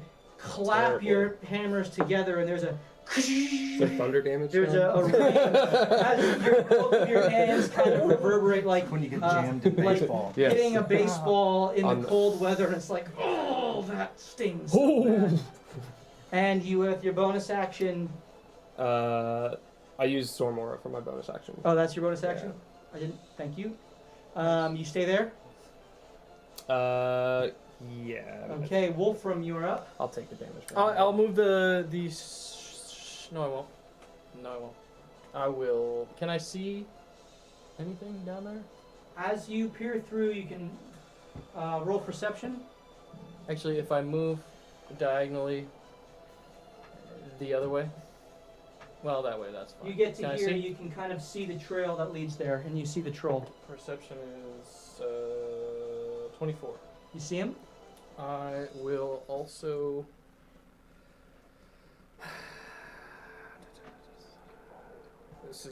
I'm gonna get my. Wolfram holds up his quarterstaff, and once again, the dark claw shoots out. Okay. 17. 17 hits. Roll your damage as the claw grasps around its throat, preventing it from healing. Sorry, it is a 5 necrotic. 5 necrotic. Very good. And it is now Zeus's turn. Zeus is. Can he get up there? You know what? Nope. He's just gonna stay back Okay. and watch for anything maybe again coming behind us. Very good. Guard dogging. He's kind of guard dogging it, keeping next to Kildrick, and Kildrick, you are up. Okay, Zeus, hearing loud and clear the message that fire is effective, lights his torch with the tinderbox Yep. and attempts to throw the torch over to Yanni. Oh no. Okay. Dude, if you kill me, I'm gonna be a little. So Without go a ahead. Dude, this is a bold move, Cotton. So you take See if it works out. use your bonus action to light the torch. Running closer to them so I'm closer, Okay. so I don't have to throw it insane distance. I use all my movement to get as close as possible. So you get behind it and Oh, yeah. you're throwing it at Yanni. I'm throwing it, I shout at Yanni, "Hey!" and then I throw it. Okay. Grab this! Sing fast! Go ahead and roll Why his arms a. were still doing this? Go ahead and roll a Catch it in my acrobatics. Not acrobatics. A dex. Add your dexterity modifier to your roll. This moment, I am happy I am fire resistant. So that is a 21. 21. And so it Kildrick's got an arm. flies forward. The one arm with the gauntlet. He throws it. Yeah. And it kind of goes past and lands right at your feet, Yanni. Okay. So it's right there. And it is now the enemy's turn. And he kind of is batting at the... Are you gonna do an action? That was his bonus That action. was my action to throw it. To light it, bonus action, throw action. He's just a little weak guy. That took all of his strength to throw it 30 I feet. need a little nap after that. He goes to bite you. And that is a 22. We've been running for hours. I know. Yeah. So, Bites you. Noise. 22 hit. 22. Claws you. I want to use my, 22. Can I use my- 22 hit? what's it called? Jeez. cutting Cutting words. words. Cutting words. To protect him. On the 22. Yeah. Yes. Okay, roll a d6. This is your reaction. Oh! All right, Sola. In the thing. Put it in the box. Roll it Roll again. in the box. Oh! 6. 16. Does not. 16. So 22 minus 6 is 18, and that still hits, right? Nope. 18. 16. It's 16, and it does not hit. Does not hit. Yeah. Successful roll. That's awesome. That's how that That works. is- How many Nice. advantages do I have left? You have 2. You have. I used 2. How many Used did I two. have? Oh, we have 2 Yeah, we have You 2 have two disadvantages. No one answer that. I'm pretty sure I have at least 1 left. Sure. Disadvantage. If you're going to use it, I'm disadvantaging it. But then he's not gonna use it. No, then we're not he disadvantaging has to You use have it. to declare if I'm being You do disadvantaged. too. I declare No, because if I declare it, then you can't use you can't use advantage. You What? can't. It's not a straight roll, right? Like that's what you. Either you telling me I'm disadvantaged, or I get to choose whether I'm advantaged or not. Ooh, I don't like that ruling. So what are we doing here? You have 1, it says. Use it. All right, advantage attack against you. Glad we made that choice together. You're the new guy. I mean, you're not part of the team yet. That's 22, That hits. and the final attack against you 0. is a 22. Oh Hits as well. 3 15s in a row. Use it. See you, buddy. Wish I knew your name. So you have 2 attacks hit, right? See. That's 20 poison and slashing damage, half down to 10. Uh, No, I'm can sorry, you not distinguish? Okay, I was gonna say. just slashing Are and you still piercing. are you still inspired? Still raging. No Bardic poison. inspiration? He is Yeah, I'm still still raging. raging. I don't have the. Um, You're golden. As At least he 4 more slashes, hits. sees all of you around him, and in particular sees the fire now at his feet, he turns and tries to run away. You get an opportunity attack against him. Come on, Yennefer. Uh, Hammer his spine. Can I? Pick up the tinder What a box. good adjustment. Yeah. Can I drop a hammer, pick up the torch? Not as a reaction. On your turn, you could do that, but Okay. as a reaction, you can just go to attack. Just go to attack. All right. Yeah. All right. That's gonna be a 25. It hits. Roll your damage. 12. 12. 14 damage. 14 damage. 14 damage. Yeah. All right. Oh. As your hammer smashes into his abdomen and he kind of spits up some blood, he turns and runs into the forest. Do you give chase? I do. Oh, I yeah. definitely am. There's no doubt. We're all pissed. Okay. I'm running. Okay, so You better have more he- than 40 feet of movement. he disappears into the woods. It's now Eli's turn. Well, I guess everyone started to run after. Well, you're the first to act after he moves. Okay.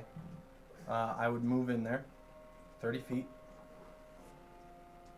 to get a consensus of what we're going to do. Okay? So I've seen it run though.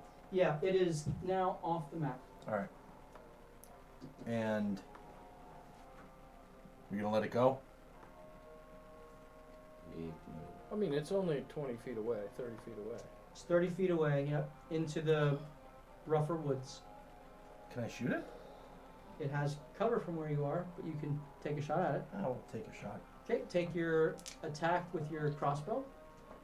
Disadvantage or It has half cover, so it's just has a higher AC. okay. I'm gonna use one of my advantages, Okay. and I'm gonna try to shoot it in the Achilles tendon. Okay. Ooh, that's a tough shot. Yep, but a crit will do it. Natural 20. Yep. Yes. Okay. So you shoot it and it hits it in its Achilles tendon. And it kind of sputters and is going down to trip and fall. You have your second attack with your bolt.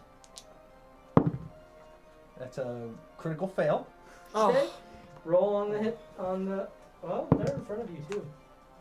8. 8. As the string on your bow breaks off. Okay, but I rolled 12 damage on the 12 the damage. hit. Okay, very good. As it kind of stumbles and picks itself up and kind of starts limping along. At half speed. Oh, come on. If you would have rolled a 20 damage or higher, its foot would have come off. But I physically can't. yeah. Morthos, you are now up. You said he moved 30 feet, so he's Yep. 35 feet in front of me. 35 in front of you. So Morthos is going to run 35 feet, Yep. leap through the air Yep. with his Ogre Mage blade with green flames, and he's just going to attempt to strip it right down his back Ooh, I Go love ahead and it. roll your attack. with advantage. Yeah, you got Taking 3. your advantage, definitely changing that for him. He's got 3 right now. Be 19. That now, hits. Now he has 2. Roll your damage with sneak attack. Fire, baby. Fortunately for him, the fire damage is only 1. Oh, That's all it takes. Doesn't bro. matter. Doesn't matter. But the rest of it is 5, 10, 11, 17. 17. As his body goes down in a heap, the fire consuming his flesh. That's awesome. He is done. I'm my best friend. The battle ends. That's a little bit. Or does it? It's at the same time. You guys reconvene and collect yourself. And loot all the bodies. Roll The ash investigation. piles? Ash. Well, Wolfram comes running I in and fell says, of ash Did we on do this it? Did we do it? They're dead. And thanks, let's see. Investigation. Ooh, that's going to be wonderful. It's a 28. nice. 28. On the burning corpse of the pustule-filled troll, you do find a small pouch with odd trinkets in it. On the other two They have nothing. They were just basically out hunting. Can I make a check to see if I know what they are? You can roll an Arcana check. This would have been a lot easier with a wizard. Arcana 16. 16. You detect an odd aura coming from them that is magical. And these trinkets, as you look more closely at them, they look to be a bunch of bones. Interesting. I'll turn my eyes on. Turn Your eyes are always on. There is a divination aura coming from the bones. Mm. You got something special there. Do you know what I this would've is? shot his I foot can off. tell I that forgot to it is double my magical damage. of some type. It's divine magic. Divination. Which means what? Well, divination, not divine. Sorry. Thanks for the clever. Foresight into events that may or may not happen, perhaps. Perhaps This he was was- some sort of shaman. You would know that this was the type of wizard that Vinny was. So these might have been the bones of Vinny. Is that what you're saying? I'm not saying anything. Just that this, in terms of explaining the type of magic, Gotcha. you would know what divination I is. got you. Okay. The ability to see future events, the ability to have sight into different places, and to observe different possibilities, things like that. So while they're doing their thing, I turn to Eli and I go, "Oh, brother, you look a little worn out there." And I lick his sweat, and I grab my canteen, and I whisper, what is it? What did you say? Geyser. You licked licked his sweat. I grab, So I drinking blood went isn't like weird? this, and I licked his sweat, You and guys I are freaking pull out. Says I go, hold on one second, brother. I'm And not I a pull out my canteen, and I whisper, where's it at? Stream. I go, stream, and I pour out some water into my magic cups that I have, and then I mix a concoction. I say, "Oh, take this. This will be better and quench your thirst more than anything else you've ever had." And then, as he leaves that, I turn around. "Thanks for the help, fellas, but I gotta go." And I throw more breadcrumbs in the air, and then I follow them. And as you throw the breadcrumbs in the air, they all kind of go up in a cloud and then instantly land on the ground in a straight line that leads back.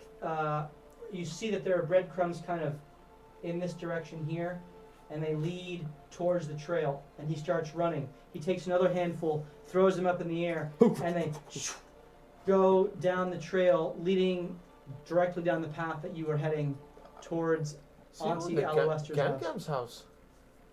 It looks like it. Let's. Oh, hey, this is pretty good. You want some? Yeah, just a little bit. It's water, but it's. We should probably follow him because that's freaking weird. You know, be This better. is odd. Yeah. Beer. I don't know. This is pretty good. Do I hear him say that? Oh no. Yes. What'd you say, brother? That's some high quality H2O. And I start to, you see some lightning crackle around. Whoa, hey, Listen, hey. I'm a dwarf. We pretty much drink exclusively beer. Oh, well, you've never had water like my water. Drink it again. I've actually never drank I water. pour more water. I mix a different concoction. I give it to him, and it's stronger than beer, and replenishes him as well. Yeah. What you gotta say about that? And then I throw more breadcrumbs, and I head back up in the other direction. Zeus, he needs to lay on you. We need to Follow this guy. that guy. As we're running behind. Yeah, Hey, Zeus. what's your name? Where's Zeus? Oh, it's Yanni Fritherhotter. Did you just stutter at the end? It means beautiful hair. That's all you need to know. This guy is great. Just follow him. We are. Zeus. We're running behind at a slow jog. And he is moving fast. Very, very fast. He is moving faster than any of you, even Morthos. That's Though as you impressive. dash, you can keep up. And Dashing. you ultimately arrive at Gamgam's house. Okay. as you begin to play the music to keep the wisps away. With his voice. Fireflies, Bell City. Wait, we like followed breadcrumbs to try and catch up with him? He was throwing breadcrumbs the whole time, and they lead directly to Gam Gam's house as he Okay. continues there. And as you arrive at Gam Gam's house, the gate is already open, and you see a figure standing there in the center of the gate with a sword impaled into the ground. A dark hood covers its face as it stands there with its hands resting calmly on the hilt of the blade. A cape, a fur coat cape, kind of hangs down to the ground as its head kind of slowly looks up at you. And that's where we're going to pick Hildrick up. says, hey, you're not Gam Gam. And that's where as his head looks up at you, it kind of cocks to the side. Meanwhile, he's riding over the back of Zeus on the side, like looking.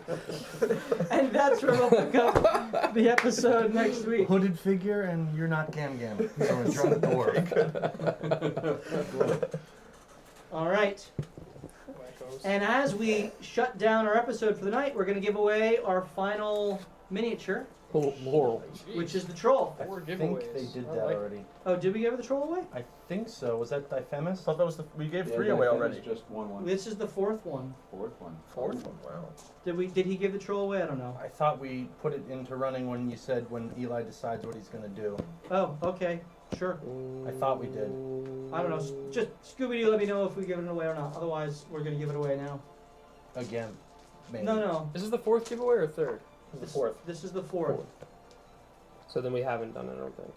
Not yet. That Pissant was was the the elves he elves. says, Yeah. go for it. Okay, very good. Yeah, I So think I got then- the other set. Yeah. So now we're going to give away the troll, and we're going to type in !pustule. How do you spell that? P-O-S-T-U-L-E. Yeah. P-O-S-T-U-L-E. Yep. P-O-S-T-U-L-E. Pustule. Type in Pustule, Disgusting. and we will give away the troll and see if you can win that. It's cool. It's a large figure. It's actually from one of the Pathfinder sets, so it's not quite 5th edition size, but it's got some really cool detail in it, which is perfect for a Venom troll from Mordenkainen's Tomb of Foes. I think that's the book, and works really well for that. Okay, so we are going to hopefully see you all. I don't know what's so funny. He did prostate. prostate. Someone entered prostate. Yes. Yeah. Sorry. I'll allow it. I'll allow it. The doctor actually entered him. All right. And Thumbs so, up for prostate. Or your index finger, whatever one. Gotta get that check up. So type in !pustule if you want to have a chance at the troll, and we will give that away.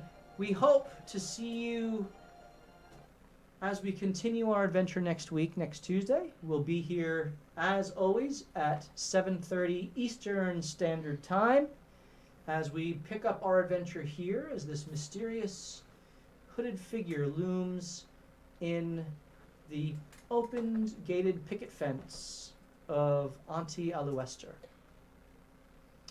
And in the meantime, if you want to catch any of our past episodes of Season 1, you can go on YouTube and watch them. They're all there, all 45 episodes.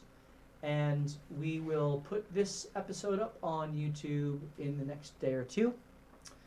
Thank you to all of the other streams who host us and who are a part of this awesome community. We really appreciate you being here with us. And we look forward to seeing you next Tuesday night when we continue to loot, die, and repeat. Everybody do the monkey. Cheers, everyone. Thanks for subbing.